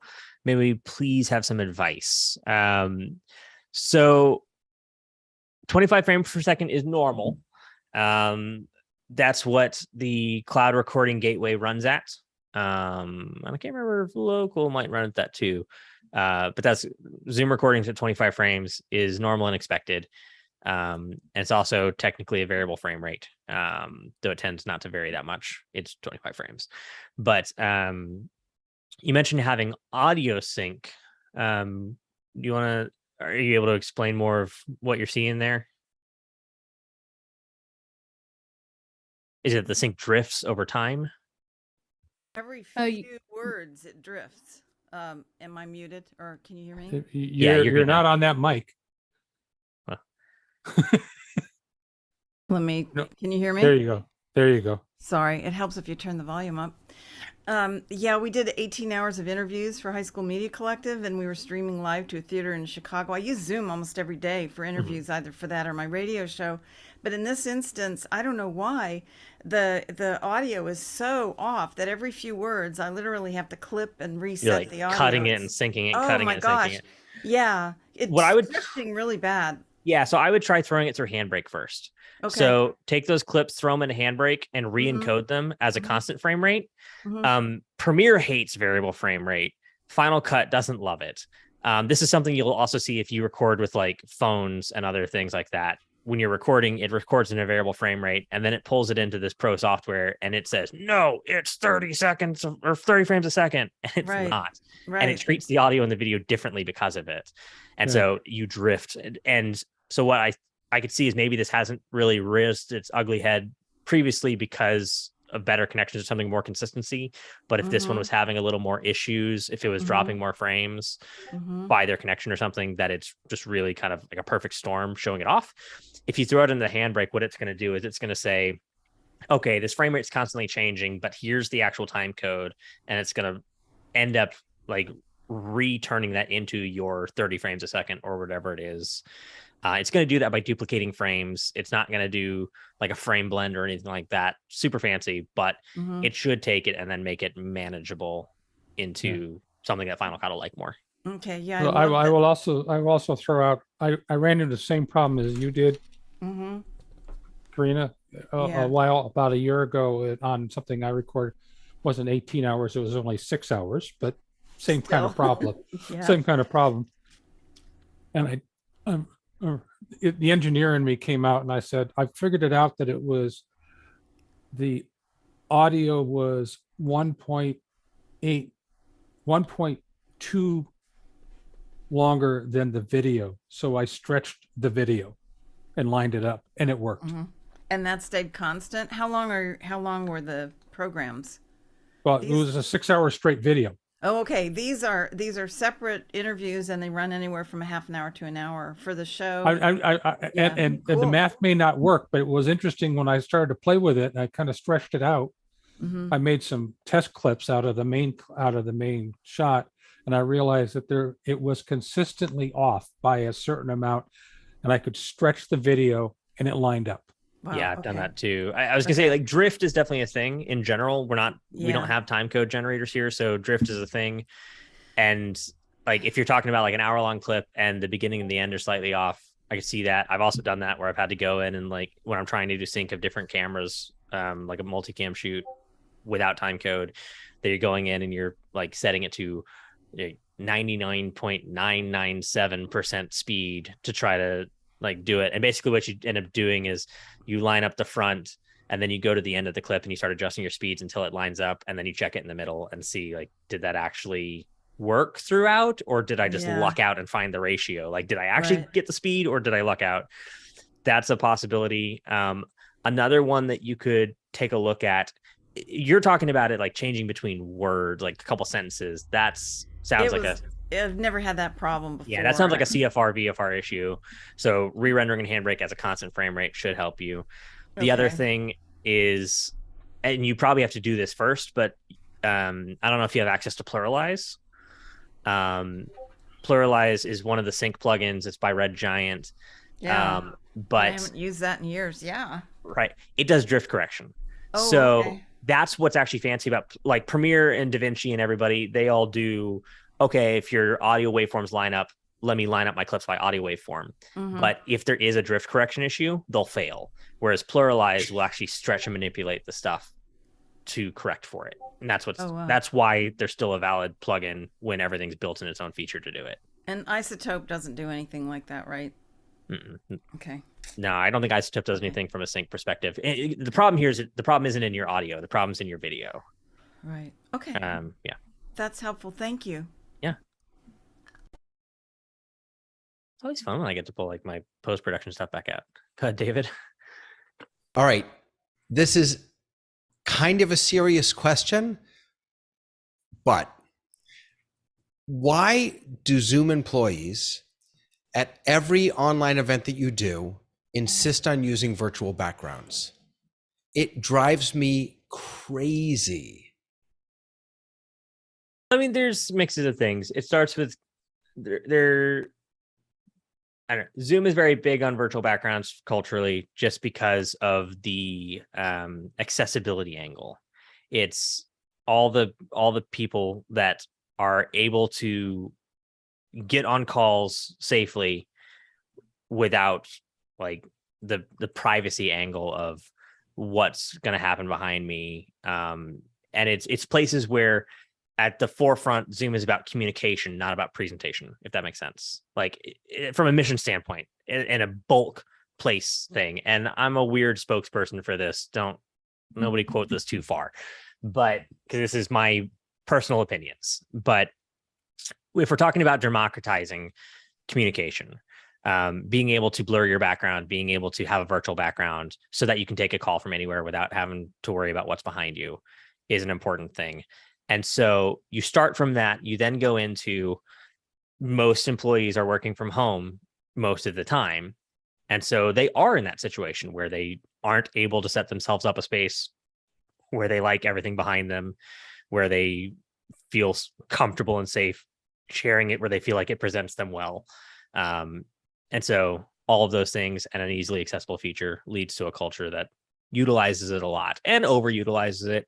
Then you also have artistic choices and decisions around, well, we want everyone to have the same background and match. And I don't agree with that, but that is an artistic decision.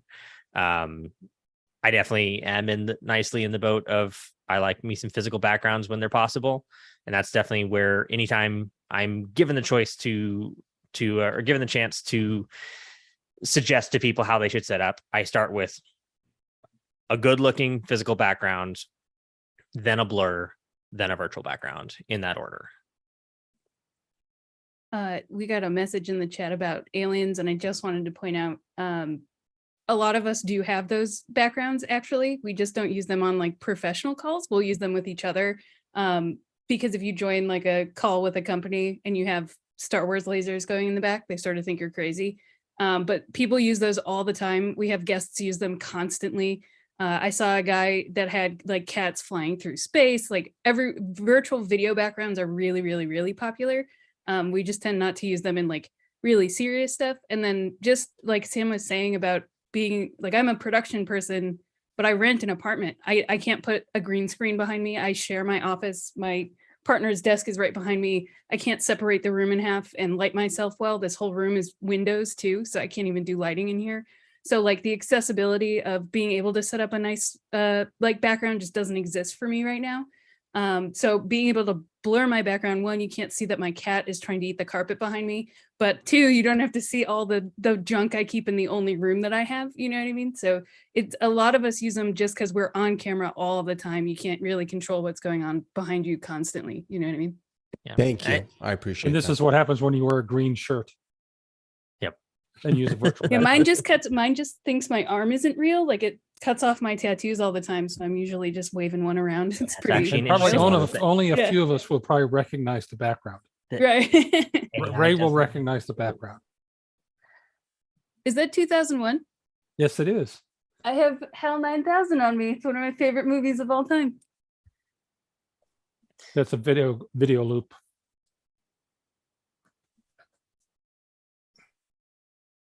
Yeah. So we also had Serena asked about the ghosting or where it doesn't do a clean cut. The answer is a couple fold. One, you do a green screen. You do what Peter just did. Green screens look real snazzy. They look pretty good. If you can't do a green screen, if you have to be green screen-less, again, I go physical.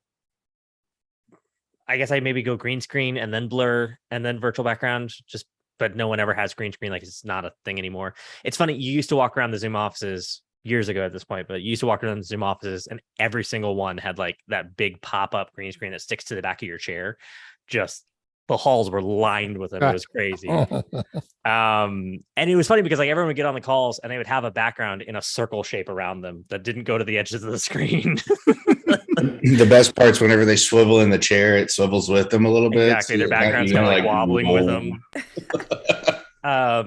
Yeah, Never. this interview was with the guest, and we didn't have time. I looked at him. I looked and I said, "What can we do about your background?" But we didn't have time because we had to get started, and I couldn't use his video. He was just like, you know, his hair and his head were. Yeah. Is it a lighting trick or something? Oh, it starts with lighting. So it starts with lighting and AI. So AI doesn't like headphones. The AI wants to cut out the shape of a person. It'll do things like, if I were to do it, it would cut my chair off. It wouldn't include me with the chair. It knows that I have shoulders. So it's going to try to cut that off. But it's going to be stuff like my shirt being a different color from my chair so that it has a strong line there. It's going to be stuff like having enough light, even light. My backlight that keeps turning off on me, apparently, from over here, that gives me like it'll create kind of a little bit of a glow, and that can help make those edges pop a little bit better. It's kind of all the same things that work well for actual chroma keying and video production work well here, of just trying to give the computer a clean image that it can understand. There's things like, apparently, don't have tattoos on your arms for Olivia, that it doesn't like that. Hairstyles that it may or may not like. I know back when I used to use one, I actually had one that was a picture of my office from behind me that I'd taken off of my actual Zoom camera. So it like matched me and everything, but I would take it when I went to other offices. And when I did it, it would give me like a little bit of haircut. It was just like, if my hair was a little messy, a little frizzy, it would just like nicely trim it for me, keep everything slicked back. But ultimately, when you're doing the AI one, there, you know, it's going to work sometimes better than others. My little fun story here, while we're here talking about it, was working the Emmys in 2020, and we had 143 meetings. They were all one-to-one meetings with all the different talent as we're doing it with transport meetings. It was wild. And I just remember sitting there watching all these stars in their houses getting ready throughout the day as we were rehearsing and everything. And there was one who, like, he was like living the typical bachelor lifestyle. And I remember, like, we had noticed that like everyone had these nice houses and stuff, and he just had like a solid beige wall behind him with nothing. And I kind of laughed about it a little bit. And then about an hour later, I see him back there with a hammer, hammering up like a picture frame, like stage his little beige back wall, because the producers had yelled at him, like, "You're nominated for an Emmy. Get some wall art." I had a lady nail a giant mirror behind her, and then she was upset when she was seeing the back of her head in her camera. And so then she went and nailed like a blanket over it. Like, didn't take the mirror back down. She just put more stuff on it. That was one of the first shows I worked with Zoom, and I like could not understand how this lady was functioning. It was so wild. You should have told her about the hairspray trick on mirrors so that you could look at the mirror and just not see her reflection. Right. No, she was like, "Why do I see the meeting behind me?" And like, "Because you have a giant mirror, ma'am. Like, I don't really know what to tell you." She was so mad. So I'm going to go back and answer. Some people who have an agenda, like this lady, who chooses their background for a point. Very carefully formed background there. I was going to say, I'm just going to go back to look at what's behind me, Sam. No, I did see that earlier. Yep. Nothing like a hand grenade in the office, right? Yeah, I'm going to go back to answering David's question one more time, and that's to say, this is why everyone uses virtual backgrounds. But no, I hate it too. It's not so much. I mean, I think what you said really resonated with me. The whole idea that not just company culture, but on the one hand, there seems to be a pull and a push here. And, you know, you're with Zoom Events, so you all are about producing high quality production. But Zoom writ large isn't about that. It's about communication and connection. And so that it makes a lot of sense. I had never thought of it that way. I mean, I only use it, and I always want to look my best, and I always want people I work with to look their best, but we're in a bubble. Right. And so that's just beautifully explained. When I first came to Zoom, I was working on the Zoom Rooms team. And one of the first really great eye-opening moments for me was realizing that I was a rounding error in the company that is Zoom. It's just realizing like, yeah, the work I do is important, but like we are this like such a small percentage of the product, such a small percentage of that. It was like, for every Zoom license, how many Zoom Rooms are there? For every Zoom Room there is, how many do I install? And so, there's a lot of that. Like Zoom is a big company, and Zoom is about kind of a couple things. And that's ultimately our mission statement is frictionless and secure communication. That is our goal. Part of that is that communication best happens when it's quality. You have better conversations when you're not on a POTS line, when you're on VoIP, and when you have, quality video. All of these things improve communication. They improve people's perception of it. And so that's where I, from an event standpoint, am focused on making sure that everyone knows that Zoom can look great and can look fantastic. And something that an exec I was talking with the other day, and they kind of put on me that stuck with me, was this idea that from my perspective, my job is to make sure that that Zoom is kind of always put in that light of look how it can look how it can be really great, as well as it can function anywhere in the world with bad network, with on a show, I'm trying to get the best network I can. Zoom can work over absolutely terrible internet. It's amazing sometimes. That doesn't mean I don't need good internet on a show. It's kind of both things. Go ahead, John. Well, just thinking, as I've done a lot of trying to upgrade my system here, at a certain point, I realize no matter how good my microphone is, no matter how good my camera is, how good my internet is, basically to look better, I need plastic surgery and a time machine. Do you think that will help, John? You look I don't know. marvelous. But I think, Sam, that is a point. I used to give someone a hard time saying, why is the CEO of Zoom using his, eating his own dog food on his laptop computer? But I think the fact that you can do it and he communicated. And the good news is the systems are getting better. With audio, I find all at once my Mac computer is sounding just as good as my $1,000 microphone. I'm going, maybe I should sell that microphone. I remember the first time I recorded a radio ad for a company I owned at the time, and I recorded a radio ad on my built-in MacBook speakers or built-in MacBook mic, and it was fine. Dang it, we were great. That's why I'm so excited about this camera. I'm glad Alex pointed it out, and now so many of us have started to get it, because this camera is dope, and it's $300 and it's USB. And I've already gotten it to several of the execs, and I plan on getting it to the rest of them. Because up until now, I've been trying to tell them, okay, it's going to be about $2,000. We're going to get a pocket cinema with a lens. I'm going to have to get a zoom lens, even though I'd like to do a prime lens so I get a better depth of field. But I don't know how far you're going to be able to set it back. So I'm going to have to get a zoom lens, which means my aperture is not really going to be as wide as I want it to be. So I'm not going to get the depth of field I really want, but it'll be okay. And I'm going to need a capture card. And then I'm going to need to do some audio delay to try to get you back into it so it's synced up, because no sense in having a great camera if my audio doesn't line up with it. And then, there's a bunch of buttons on it, but don't worry about them. We'll get them set, and then don't touch them. But then it still looks complicated, it's still big, it still doesn't set right. And now we have this $300 camera. So, Olivia dropped the name of it. It's the Insta360 Link. You've seen it on office hours. You're seeing it here too.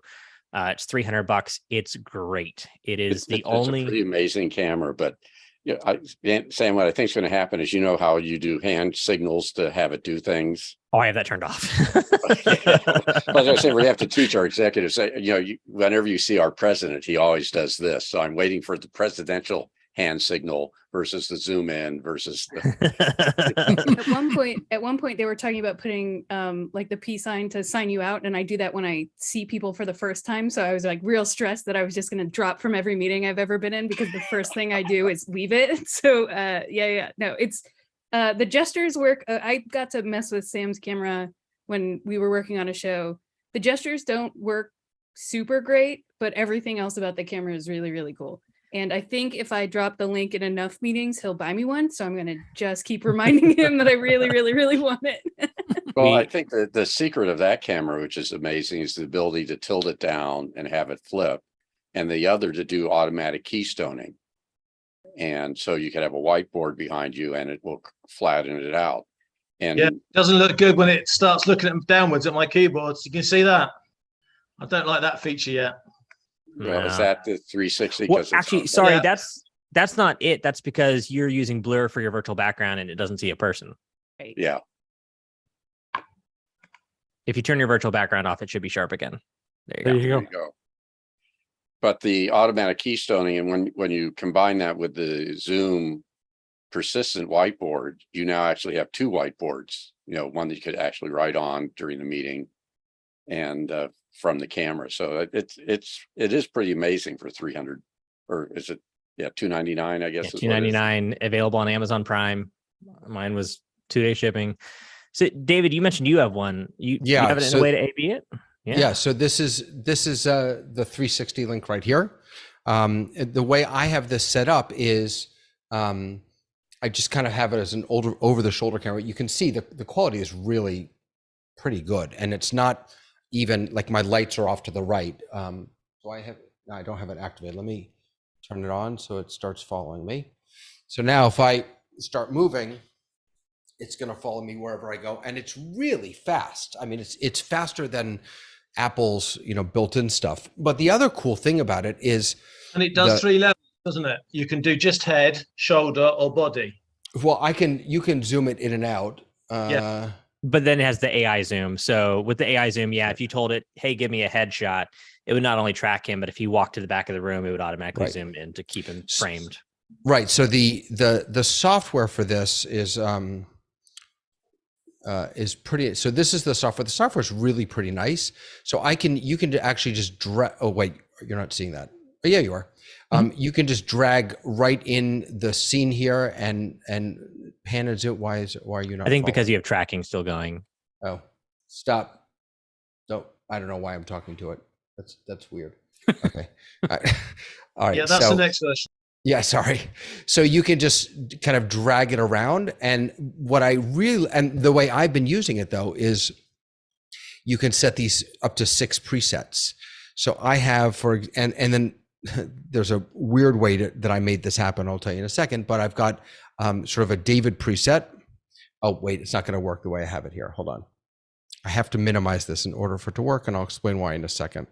So I've got the David preset. I've got, if I want to show something, on my desk, if I want to show off the stream decks, the teleprompter, and then I've got a portal TV back there. So I set up all of those things. Now, the Insta360 the software doesn't yet have a way to turn these into Stream Deck buttons.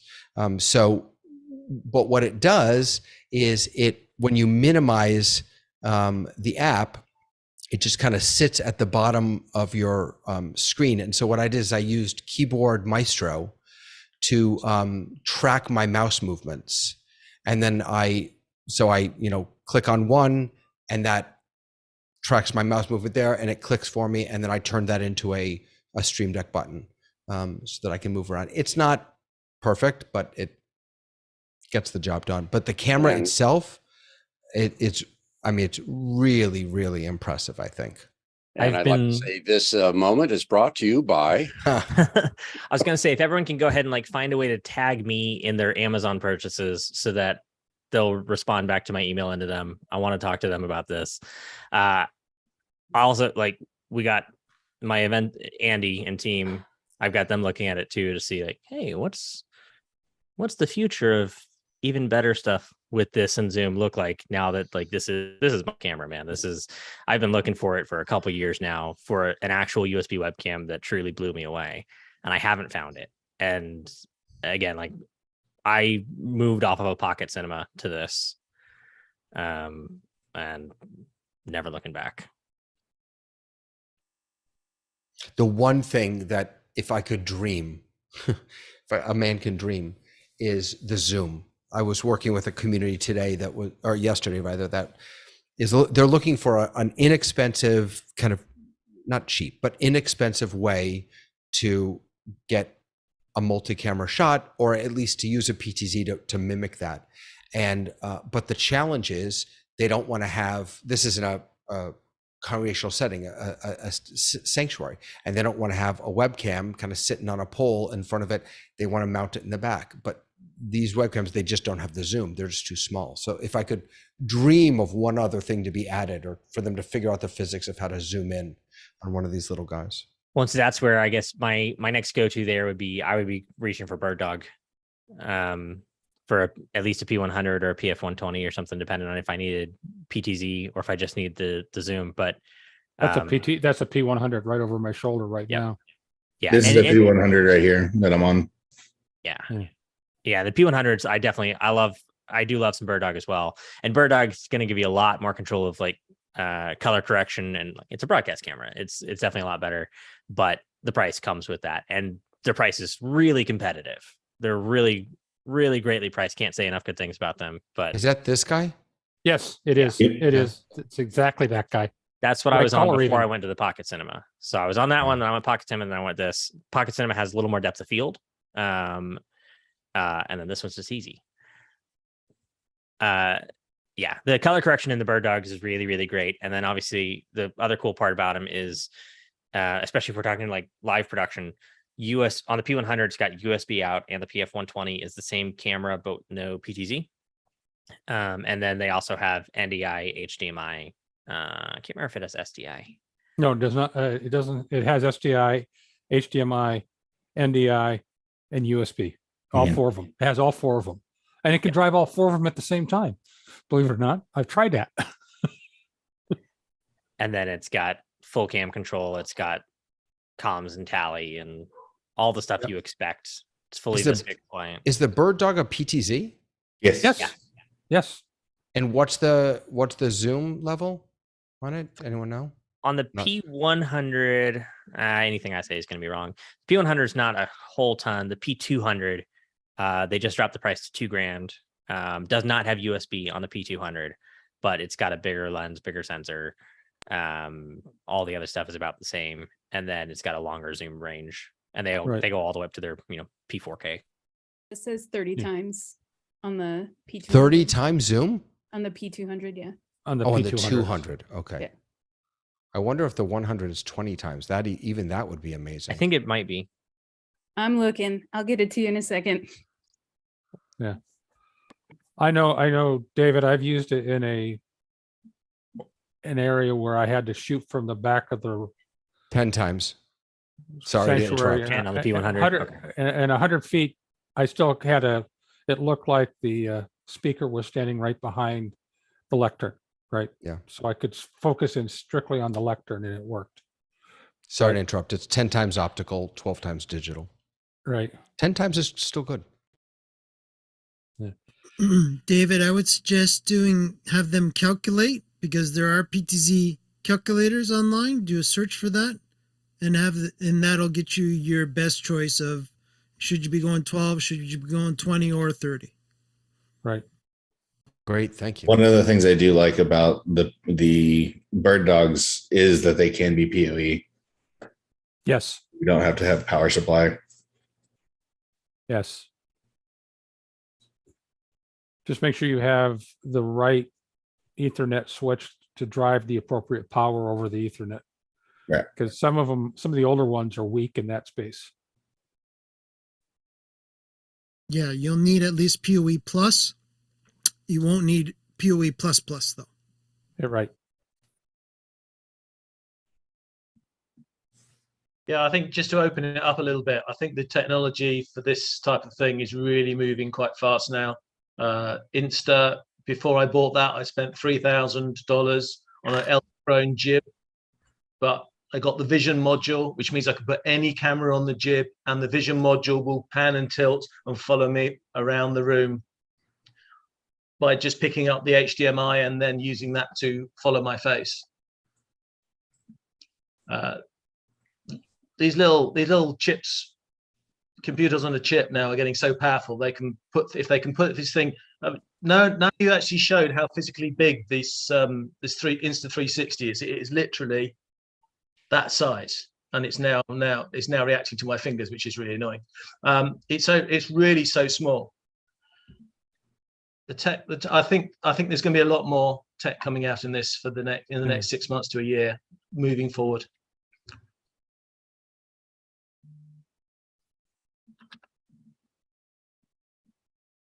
I know Alex was talking about his dream would be a full frame sensor in an HDMI out. version. And then I pointed out to him, that's the Sony camera that just got announced. I was gonna say I saw that the Sony Price Cinema, differential is high though. It's pricey. but it's cool. Yeah, and Alex mentioned this morning he's got one on order. Yeah. Yeah. Did he end up ordering the DJI 4D? Does he have one of those on order yet? I don't know about that. I remember him talking about it a little bit, but Yeah, he definitely mentioned this morning because that was it came up in one of the questions this morning on office hours. Yeah. On the fact that and there was a couple others that actually have put it on order as well. Right. Some are going with the base and then putting on their own lens. Some are getting their own. Some of them are getting the.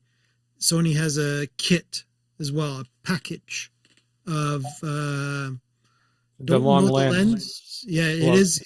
Yeah, you seeing one it they there, were- Peter? Yeah. Well, I was listening to the same. I was on the same show as you were, right? Yeah. I mean, the guy was. I can't remember who it was, but ordered it with the long lens, and then there was the follow-on question: says, "Can it support long lenses?" Because that's a lot of glass to counterweight. that was one of the Right. things I was looking at the design, just looking at like how much weight would be on the front there and how it's doing that counterbalance. If it just has like powerful motors, or if it's got like a Well- weight or something that you put off the back of it, or At My this point, I official trust answer- Sony to have tested it to figure that out at this point because they're selling Yeah, it with their glass. Yeah, my official answer: it better. or that's it's going to be a devastating product very I think quickly. 70 to 200 is the limit. Is this Yeah. this new Sony you guys are talking about? no, Nope. there's one. It's basically an FX3 on a PTZ body. Yeah, it starts the model starts with the F something. I think it's FP. FP7. Yeah. Yeah. And you're allowed to fall off the chair if you want Yes. when you see the price, especially if you're looking at that specific store where I saw the price in US dollars. Yeah, I'm still looking. Mm-hmm. FP7. 7. Yeah. And guaranteed it says coming soon. Why I'm like not shop Sony FP7. I'm seeing a Panasonic FP7, not a Sony. Peter, did we go backwards? I don't think we're talking about the Panasonic one. FR7. There we go. FR. There we go. FR. Okay. Oh, it's only 10. Oh, I see. Yeah, it's only 10,000. Only. Yeah. Right. Yeah, and in some cases, if it goes up, it will go up to 12, 13. Yeah, David, don't forget that lens. It's all about the glass, Yeah. Wait, 'Cause this the doesn't base- come with the base lens? camera. It's like any other base camera at that level. It doesn't come with a lens. Wait, it doesn't come with the lens? I'm Oh no, I see. It Right, uses the it 360 uses yeah. it uses Sony glass. Though actually, I mean, Wow. again, like fair comparisons here. Like would have to look at see if it's an FX7 camera or if it's closer to the FX3. It seems like it'd be closer to the FX3 just from a IO standpoint and everything. It's not going to have. I don't think it has built-in NDs and stuff. But in the cinema world, the FX3 is what, like $4,000, $5,000, $4,000 for just the camera base. So, $6,000 for the pan tilt. And does it have motion control? This is a thing of beauty, though. Like seeing it used on a jib there, it's like, this is going to simplify things. This is a really cool idea. And then I answered my question there with the way they have the rails mounted. So yeah, if you were to mount a longer lens, it's just going to shift the camera body back. So it does a physical balancing. They're comparing it to an FX6 on An PTZ. FX6. Okay. All right. Should we, when we all buy that one as well? Just, I think we probably should. It's probably for the best. Well, you can't get any FX6s. That's the funny thing.